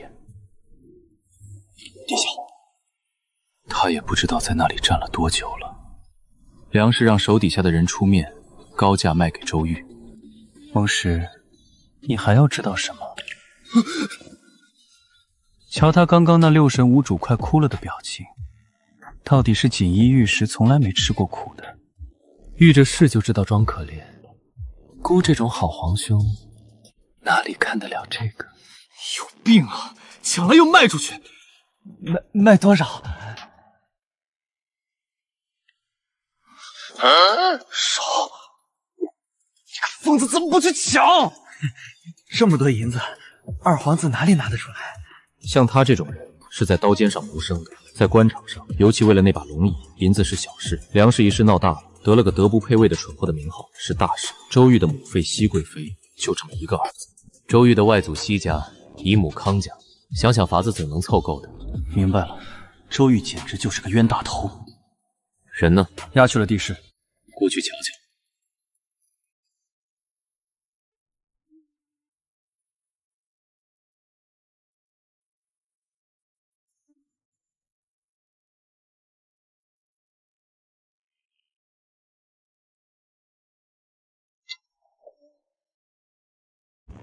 说，为何背叛殿下？有本事你杀了我！你投靠了谁？二皇子、太后，还是谁？魏明，殿下待你不薄。不薄？他这种只会落井下石的消息，凭什么要我效忠？当初我妻子明明可以不死的，是他不顾我苦苦哀求，一箭射死了他。说了多少回了，那是前朝余孽，他接近你目的本就不纯，为的就是杀害太子。魏明，你若交代了，我向殿下求情，看在你这些年尽心尽力的份上，饶你一命。饶我？他一个冒牌货，当了这么多年的太子，还真以为自己血统纯正了？再说一次。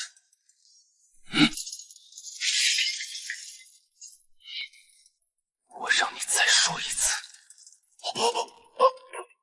周瑾，你不如杀了我！周瑾哪里能让他如愿？你早就暴露了。姑给过你3次机会，第一次是在边境，姑曾问你可对许靖的事对姑心生怨等；第二次是在回京的路上，你亲手端了毒茶，姑说人无回头莲花话同姑说。魏明也说没有，那碗毒茶他为了周瑾喝下，周瑾喝了，反正操心的是蒙氏。周瑾啊，你如今这样也迟早丧命。眼下是第3次。我怕什么？黄泉路上不孤单，这京城里头想让你死的可太多了，一个个猜去吧。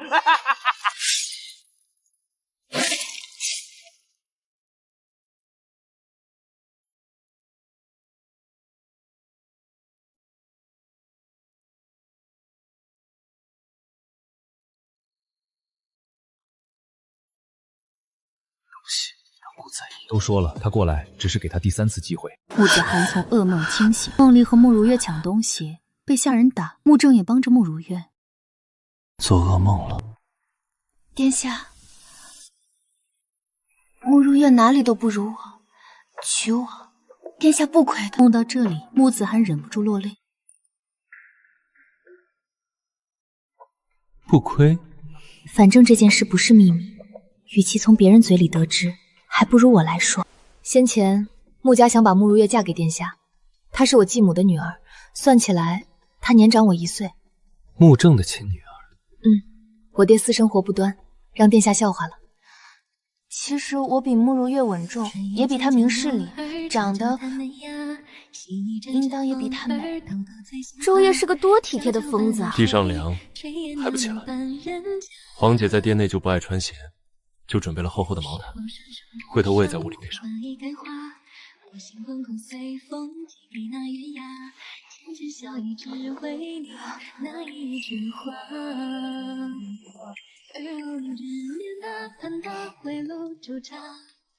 殿下方才是出门了？没有，只是口渴了，下来喝杯茶。那您应该叫我的。这哪里好意思？穆子涵有些狐疑，可又觉得他不至于骗他。没先前那么烫了，但还是烧着。他的靠近是那么理所当然，周瑾有那么一瞬间想把他扔出去。其实也没什么好瞒殿下的，我爹在外面惹了风流债，身为丈夫他没有责任，作为父亲他也不够格。说这些是想让姑为你出气？不是，他是个唯利是图的人，所以殿下要是哪日他来您这边要好处，不用顾忌，直接拒了。还没嫁给他，就已经胳膊肘往外拐了。午间，两人是一同用饭的。往常吃饭，两人都是面对面坐着，多数时不言寝不语，只能听到筷子轻微撞击碗碟，发出敲声响。成员的少阳厨子烧的一手好菜。周瑾是病人，他入嘴的饭食一个个比一个清淡，在东宫穆子涵都是陪着一起吃的。周瑾吃什么他就吃什么，也许被饿过，所以他对这些从来不挑。何况再清淡的饭菜被宫里的厨子烧出来，味道也很不错。但今日不一样了，穆子涵眼前的都是色香味分明的，远一点周瑾吃的和东宫的差不多，不对比倒没什么，一对比就没法入眼了。光是眼前浓郁香味的羊肉汤，穆子涵就喝了2碗，一点也不腥。冬天吃羊肉汤最好了，周瑾却没了胃口。其实也不能怪厨子，毕竟成员从未有女子踏足，如今来了要给殿下冲喜的穆子涵，又是以后的世子妃，可不得好好张罗饭菜。那道樱桃肉是厨子的拿手菜，你尝尝。听他这么说，穆子涵看向右手边的菜，夹了一块樱桃肉，瘦肉鲜嫩，油脂肥而不腻，入口即化，足够让人惊艳。好吃吗？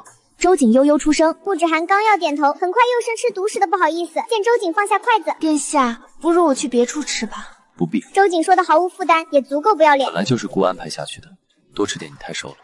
张张嘴都是他的功劳，他越这样，穆子涵心里越甜。宫里的绣娘为了赶制嫁衣前给我量过尺寸，穆子涵从那以后就一直控制饮食，谁不想漂漂亮亮的出嫁？如果嫁衣紧了，让他们再改就是。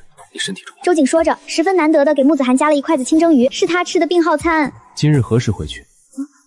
姑安排了白玉堂的人今日送些首饰过来。白玉堂是京城著名首饰店，我首饰够用，不必为我省钱。周瑾笑，再拒绝就显得矫情了。谢殿下。穆子涵其实也有鱼，被厨子做成了牡丹鱼片，鱼肉做成了牡丹花的样子，肉质酥脆，十分假。他看看牡丹鱼片，又看看周哥送到他碗里清汤寡水的清蒸鱼，沉默几秒，他低头吃下，刚吃完，准备吃摆盘漂亮的烧鸡。再尝尝这道清蒸笋，又是一筷子病号餐。殿下自己吃吧，我自己能夹。这几日你辛苦了，不然刚才也不会睡着。穆子涵语塞，他踌躇很久，说得十分委婉。这些菜，殿下身体再好些就能吃了。周瑾微笑，笑容很假。姑不馋。吃了午饭，穆子涵又抄了佛经。每天写的佛经都会被送到皇后那里，所以他写得很仔细。字不好看，至少心诚来凑。白玉堂这一次是掌柜亲自来的，是个中年妇人。蒙时经常去首饰铺给蒙家女眷买首饰，和这掌柜倒算相熟。这穆家小姐倒得太子爷欢心。狗屁欢心！那个男人压根儿不懂爱，他都要担心这位爷哪日不高兴，将婚事搅黄了。或者就算和穆妹妹当了夫妻，没准新婚夜都是自己睡自己的。周一不喜和人相处太近，这个狗东西没准会让穆子涵打地铺，毕竟他一个病人，不能睡地上。穆子涵这种人肯定宠着他。想到这里，蒙时就有点心虚，毕竟3年没见的穆衍昨天见他，旁敲侧击打听周姬。我们殿下可好了，对穆妹妹照顾得很，给你当妹夫准没错。什么？你觉得殿下是个笑面虎？我们殿下本来就是个温柔爱笑的。什么又城府深了？他站在那个位置有点大智慧，怎么了？聪明人才能照顾好你妹妹。这穆家小姐听说还得了宫里不少赏赐，以后可不得了。是啊，所以你等会儿小心伺候着，没准太子爷大手笔把这些全买下来了。穆妹妹，姑娘家的首饰永远不嫌多，所以她特地安排了这些事儿，为此还得了周瑾的冷眼，是她就知道瞎折腾。去看看，喜欢吗？殿下安排的，自然都是好的。什么无耻啊！明明是我安排的。是的呢，殿下昨儿亲自挑了花色，派人去问你爱白玉还是翡翠，平时用簪子还是钗子。这种小事不必多提。他其实不喜欢那种做了事就说出来的，显得刻意。周记这样从不说付出了多少，花费了多少心思，反倒让人觉得用心，就好像他对这门婚事是很重视的。那他是不是还要对他再好些？他对周姬的感情其实很复杂，他希望他活着，这样他也能日子好过些，所以他愿意照顾。其实算起来，他出发点也是自私的。选好首饰，他留在了城垣，懒得麻烦拿回来，出嫁又得一并带回去，还不如等成了亲后再带。怎么样才算好呢？像对待知亲哥哥一样，那他还做不到。毕竟满打满算，他和周杰认识不过7天。大姐姐，何事？紫渊今日回来一趟，说姐姐吃了姨娘送过去的参，气色好多了，还嘱托我一定要替她亲自和你道谢。身为穆家女，是她受罪了。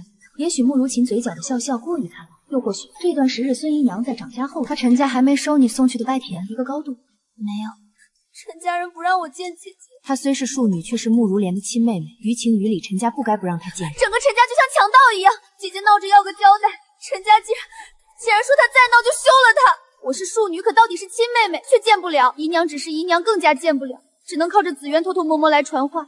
大姐姐，你不知道陈家姐夫有多无耻，他昨儿来姐姐屋里，差点当着姐姐的面强要了紫渊。等会儿有空吗？有。慕如琴也知道他说的多了，穆子涵总是寡言少语的，他当下讪讪，怕惹了大姐不高兴。大姐姐有什么吩咐吗？准备，我带你去陈家。不过我不确定会让你见到人，但试试也无妨。自从上次的事后，慕如琴对穆子涵就莫名的。大姐姐一定可以的。穆家和陈家隔得有点远，等他们赶到时，已经接近黄昏，天边的彩霞满天，漂亮又夺目。街边的商贩全都在整理摊位，准备回家了。忙忙碌碌的路人也是，所以这会儿人比中午还多。慕如琴想到身后有穆子涵，她让我进去，我要见姐姐。怎么又是你？走，家没收拜田，穆家的姑娘却见天过来，这么连点规矩都不懂。拜田我日日都送，你们却全给我退回了。那是因为夫人要静养，你当妹妹的怎么不知道心疼她？慕如琴气得不行，她只能无助地看着穆子涵。静养？你家夫人为何静养？自然因为小产。因何小产？门房不说话了，他不知穆子涵是谁，可觉得来者不善。穆子涵冷笑，却不愿和狗仗人力的东西费口舌。拦住他！放肆！皇上钦点的太子妃，哪个不长眼的敢碰我？你们夫人是我们穆家的女儿，出了事死活不让我们见人。里头的猫腻我们没来得及和陈家计较，真当穆家一个个都是软柿子了。陈家真是好大的威风啊！告诉你们老夫人，他要是不怕事情败露，只管接着包庇，接着吼。陈家祖上3代为官，受京城权贵熏陶，宅中陈设雅致，细看还透着几分贵气。老夫人，尤其陈老夫人的院子更是处处奢华。向来左也会享受，大少奶奶在屋里砸了好几个花瓶。不省心的东西，整人就知道吃醋。有本事别让自己男人被青楼那些妖精勾走。在他看来，男人风流些不算什么。慕如恋小产没了孩子，那还是个男婴，他都舍不得怪孙子，这孙媳妇倒揪着不放，实在小家子气。他还闹吗？算了，就算闹也捅不破天，娘家人都不管他，他只能依附陈家。这时候还敢说大少爷害他？哼，他爹穆正就是个怂货。当初老爷看上他，穆正恨不得把人送到老爷床上伺候。别说小产，就是他死了，穆家也不敢放一个屁。哎，你们的宁就能当我孙女？老夫人，不好了，穆家来人了！又来，赶走！这点小事也要问我？这次不一样，是穆大小姐。外头对峙没持续太久，通风报信的奴才回来，在管家耳边低语几句。穆小姐，这边请。大姐姐是来替姐姐讨公道的，她不能拖后腿。也是，陈老夫人是长辈，我的确该先去探望她，也顺便问问她是不是仗着年纪大倚老卖老。在他看来，穆子涵不过是借着太子妃身份来甩威风，虽不能得罪，却等老夫人出面，3言2语自然能把他收拾了。陈夫人那肚子都大了，又不是前3个月坐胎不稳，好端端小产本就古怪。可不是，我天天在这儿摆摊，日日来，次次都被哭着轰走，里头肯定有隐情。滚滚滚！你去刁民，嚼什么蛋？传播，陈家连看门狗都如此嚣张，里面不知藏了多少肮脏事。穆子涵到了陈老夫人的院子，还没进门，就听见瓷器碎裂声。老夫人饶命，奴婢手没拿稳。这是老夫人最喜欢的茶具，让你端个茶都能摔，年纪轻轻手就残了。老夫人何等尊贵，是你能冒犯的？年轻冒犯，只怕这是陈老夫人故意给他的下马威。主位上的陈老夫人一头白发，精神却好，只是那张涂满粉的脸，怎么看都透着刻薄。拖下去，打20板正。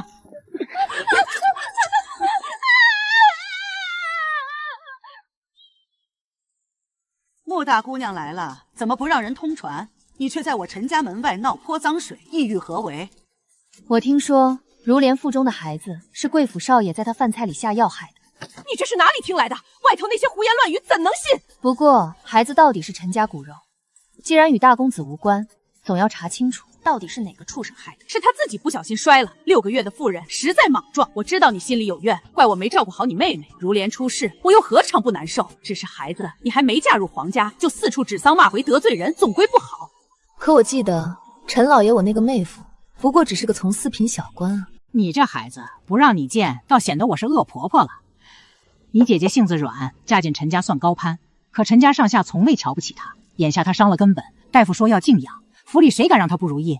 等她好了，自会回娘家，让你们看看陈家照顾的周不周到。老夫人敞亮，能体恤我们。我先前也是急了。陈老夫人心中不甘，却只能维持体面。穆子涵即将嫁入东宫，她眼下便是装，也得装得漂亮。去吧，正好陪如琳用晚饭。这话暗讽他们赶着饭点来。陈家厨子好，我自然要叨扰。风一吹，穆子涵才发觉后背已出冷汗。不是说吃了人参好多了吗？姐姐怎么瘦成这样？慕如莲满腹委屈，无处可诉，想说没事，却说不出口。四小姐，你是没见我们姑娘先前，那才叫瘦些有什么稀奇？经历丧子之痛，自然如此。夫人可别哭，小产哭多了是要瞎眼睛的。你若哭得厉害，岂不是叫人疑心你在陈家受了委屈？也不知哪个贱蹄子乱嚼舌根，说你小产是被害的。老太太怎么解释，穆大小姐都不信，非要亲眼见了才安心。夫人只管安心养身子。慕如恋听懂了，这是婆母借如婆子的只会警告她。如今孩子没了，可大少爷也喊你一声娘，你也不算膝下无子，陈家的香火断不了，您说是不是？那扇屏风瞧着不错，那是老爷花500两买来送给夫人的。妹夫的确疼爱如莲，我也就放心了。大姐姐，你明知道我是知道，可知道又能如何？当场撕破脸是痛快，可如莲的日子还过不过？这老东西！记忆里的三妹妹胆小明艳，如今却瘦得几乎脱相。多谢大姐姐来看我。说，如婆子方才那句膝下无子喊娘实在古怪。不必看她，如今是我在问你。宁苦，大夫说伤了根本，只怕往后再不能有孕。大首相夫人说，大少姐这条要是不想过了，就去外头死，免得脏了这家的门。一回幕府，寒风迎面扑来，慕如琴眼圈还红着，她一路都在忍，直到踏进府门，眼泪才又落下来。哭什么？姐姐在陈家过的是什么日子？她每次回来，却都报喜不报忧。如今不能再孕，对女子来说是要命的事。可姐夫年纪都能当他爷爷了，娶了姐姐不到半年，又纳了好几个姨娘。姐姐这次遭了这么大的罪，她不做主，陈家上下也没人把她当主子，一个奴才都敢气到她头上。哭好了吗？在我面前哭可以，回了穆家就不行。穆正显然等了许久，怒火压到极点，只碍着门口不好发作。爹，去祠堂跪着。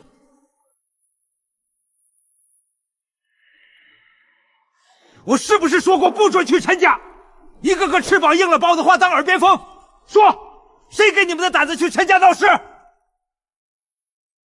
他今日下旨已是疲惫，又听陈家传了口信，说陈老太太很不高兴，便知事情麻烦。陈家私下给了他不少好处，这事儿本该不了了之，偏偏这几个女儿不是。没闹，爹公务繁忙，抽不出空去看如莲。继母又犯了错自省，家里既然没人，我这个长女去陈家探望妹妹，何错之有？何况我和陈老太太相谈甚欢，若不是忙着婚期，我恨不得日日过去陪老太太话家常。不准再去！你竟还在陈家大放厥词，说陈少爷害如莲，如莲是他继母，一家子的骨肉，怎么可能残害？骨肉？穆子涵笑意淡冷。都说嫁出去的女儿泼出去的水。如莲如今是夫家人，可陈家真的认她吗？她嫁去陈家本来就艰难，娘家该给她撑腰，不是送她上火刑架。我今日见她，已经瘦得快只剩一把骨头。你逢人便说她嫁得好，庶女攀了高枝，成了正房夫人。可我还记得婚前那晚，她喝得大醉，连哭都不敢哭出声。爹，当初你让她嫁，她不敢反抗，硬着头皮去了。不是个人，不需要她时就把她送出去。如今她需要穆家了，爹怎么成了缩头乌龟？闭嘴！为父怎么做，自有为父的道理。轮到你不满，你再厉害也要喊我一声爹。没有我做主，你怎么当得叫还呢？还有你，都到了出阁的年纪，还敢惹事儿？慕如琴低头，女儿错了。你呢？知错了吗？没有。那就在这里跪着，跪上1日2天。老爷，大小姐身子娇弱，这天气又冷，怎么能在祠堂？我说了，我没错。我看谁敢求情！你要再说那些鬼话，坏了穆陈两家的联姻，别怪为父对你不客气。说罢，他黑着脸走了。两位小姐惹怒老爷，被关祠堂的事很快传开。夜深后，孙姨娘悄悄送来2床棉被和姜茶，眼眶发红。这天冷成这样，夜里怕是要下雪，若冻出好歹来，可怎么办？听慕如琴说完陈家的事，她也哭了一风场。她不能做，如今穆子涵受罪，是她欠下的。最近外头说什么的都有。慕如月的清誉算是毁了，卢家那一闹，风言风语不少。老爷原本打算把她嫁给一位死了原配、私生私活极差的大人，可如今那大人也要脸，只传话说正妻不成，做妾倒可以。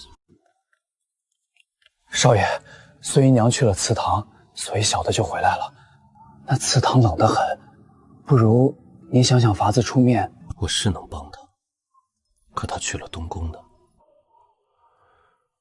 以后的路要小妹自己走。她选择这么做，就知道后果。明知不为而为之，代价也得自己承担。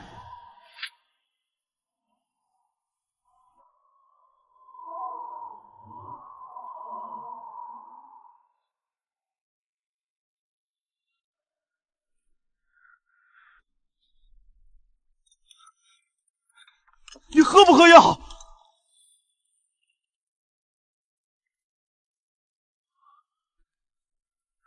消息传进宫了吗？传了，粮食的事由吏部尚书传的。二皇子得了消息，心急如焚，找我们的人买米，跳脚直言，价格都好说。不过属下已吩咐下去，先不急着答应，晾着他。姑没问这个。殿下的意思是，他被周玉那玩意儿撞倒，如今命悬一线的事儿可传到宫里？传了。今夜月色极好，窗户都没开。对了，穆妹妹今日去陈家，威风得很，我还以为她是个小白兔。穆妹妹，一定是屋里没烧炭的缘故。卖给周玉的粮食价格，姑觉得不太合理。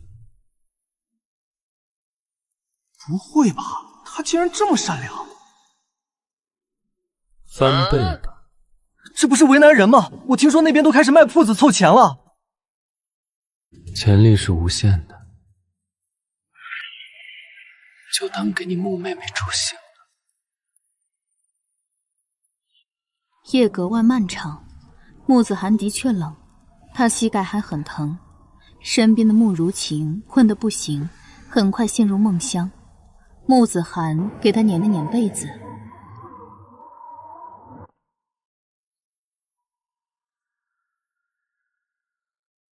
你们小姐呢？喜公公上前请安。他虽然不算男人，公公可崇拜英雄啊。小妹今日应当没法给殿下抄经文了。他昨夜惹了父亲不快，如今还在受罚。什么路自己走，分明是刀嘴豆腐心。少爷这是把小姐交到别人手上，再放手。这东宫的主子竟然被罚了，就算是亲爹也不行。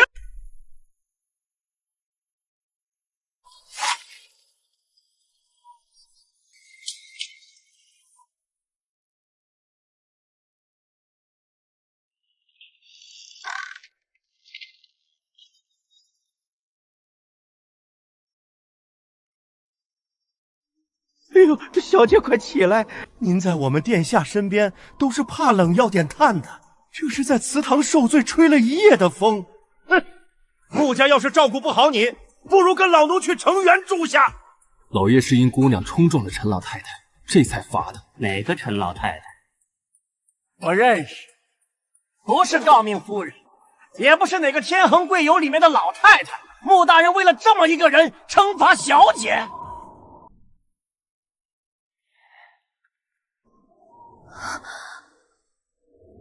我一定要让殿下降罪穆正。您还好吗？祠堂弄堂风阵阵的，雪这会儿都没歇下。小姐的声音有些哑，别是受了寒。这小脸白的，偏偏老爷去上职前还是没消气，放话要关您3日5夜的，这怎么熬得住啊？阿吴的意思，自然是阿兄的意思。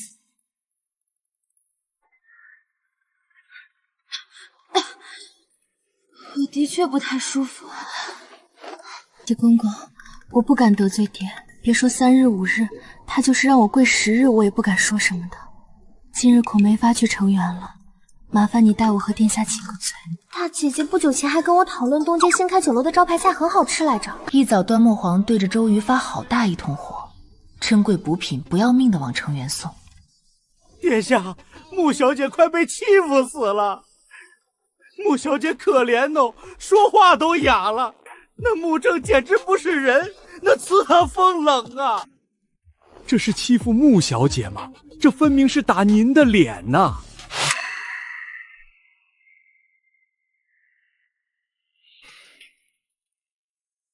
那的确该死了。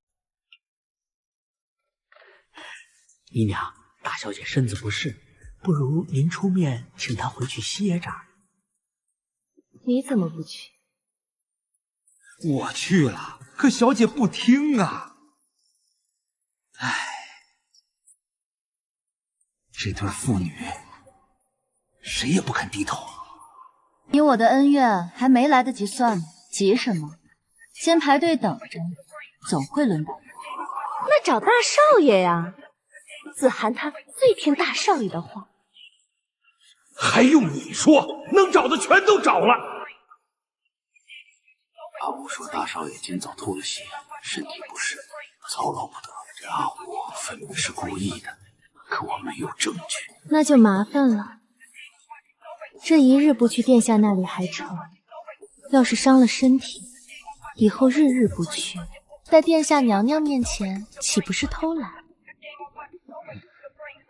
这管家心眼坏得很，以前没少给我使绊子，没添一把火都算我善良。你也是，昨夜老爷发脾气，怎么就不知道拦着点？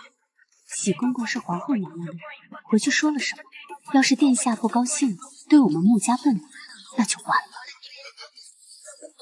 如今姨娘管事，您是主子，又给大小姐操持婚事，她看在这份情面上，也许听你的。如今说什么都晚了。姨娘，老奴希望你在这种事上不要犯糊涂。要想位置坐得稳，就该清楚，你和我们才是一条船上。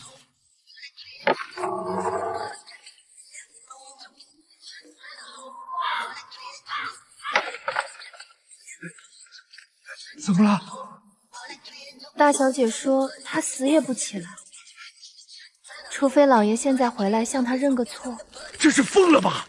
老爷是能认错的人，哪有亲女儿让当爹的认错的？哼，真是仗着身份无法无天。以后还能指望他扶持娘家？那就继续跪着吧。这么冷的天，不如回去喝几杯烧酒。哪个院的奴才，毛毛躁躁的，一点规矩都没有。不好了，殿下，殿下他……哎呀，你说清楚，殿下是死了吗？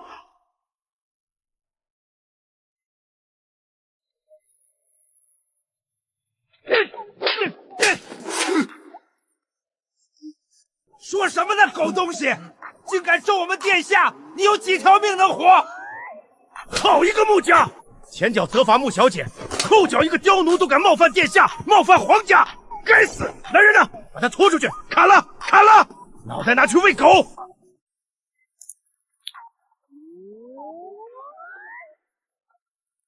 大姐姐，是殿下！殿下伤得那么严重，还特意过来，定然对大姐姐用情至深。嫁人还是要嫁年纪相仿的，大姐姐模样好，性格好，殿下上心也正常。正好趁着这次机会，大姐姐让殿下出面，殿下处置了管家，杀鸡儆猴，整个穆家的奴才见了，才会知道穆家的天早就变了。如此一来，爹都得看大姐姐的脸色。他好好的乱跑什么？真是不把自己身体当一回事。是小的嘴贱，小的嘴贱。可惜这副长相实在有好观摩。呸！你也好意思求饶？孤向来人善，你也不过是一句无心之言，如何能计较？殿下，这种人怎么能放过？人前就敢这般放肆，还不知道背地里如何？可这是穆家的奴才，就算是天王老子也要砍了他！他又在为我委屈自己。穆小姐，你还好吗？我想，我不太好。穆子涵偏偏他还低着头，不敢和周瑾对视，只见攥起了衣角，显得很是可怜。他脾气这么软，周瑾记得上次来回折腾他。殿下，这样可以吗？穆子涵只是睁着漂亮的眼睛，乖巧的让人动容。怎么不好了？有个老太太仗着人多年纪大，百般刁难我。还有呢？爹不分青红皂白数落我一通，非要逼着我给他下跪磕头认罪。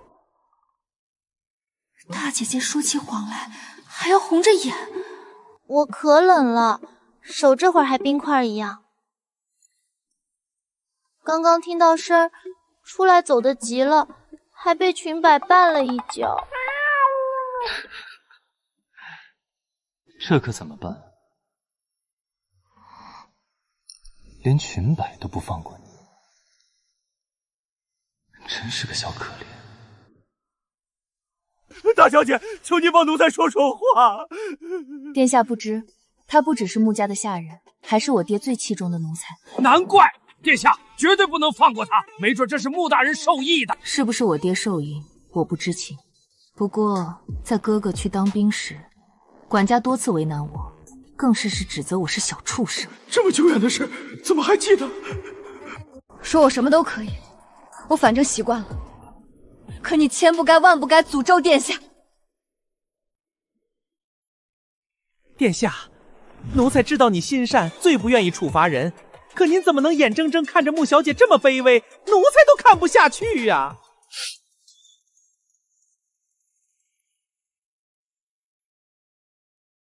把人送去刑部，让吴素按照律法处置。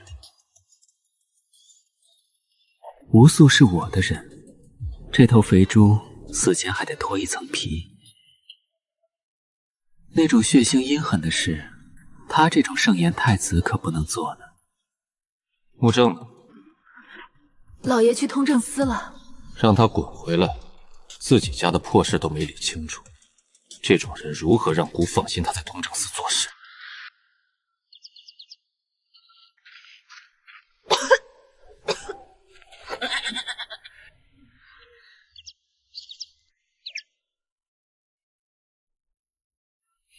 这里冷，殿下不如先回城垣，通知我爹去城垣就是了。他骂人的时候身体可好了，多跑一趟是应该的。穆小姐，殿下还没用早膳，不如殿下先去子涵那边坐坐，早膳妾这就准备，做好了就送过去。就是不知殿下有什么忌口的，清淡养生就好。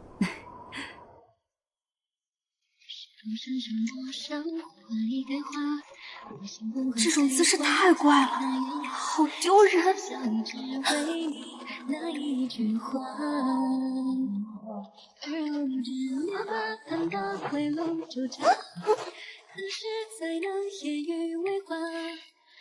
真可爱。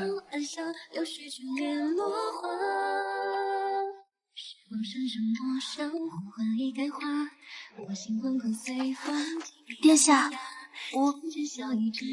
是姑不对，你跪了一晚上，只怕膝盖都跪破皮了。姑如何能心安理得坐着让你受罪？来，姑推你走。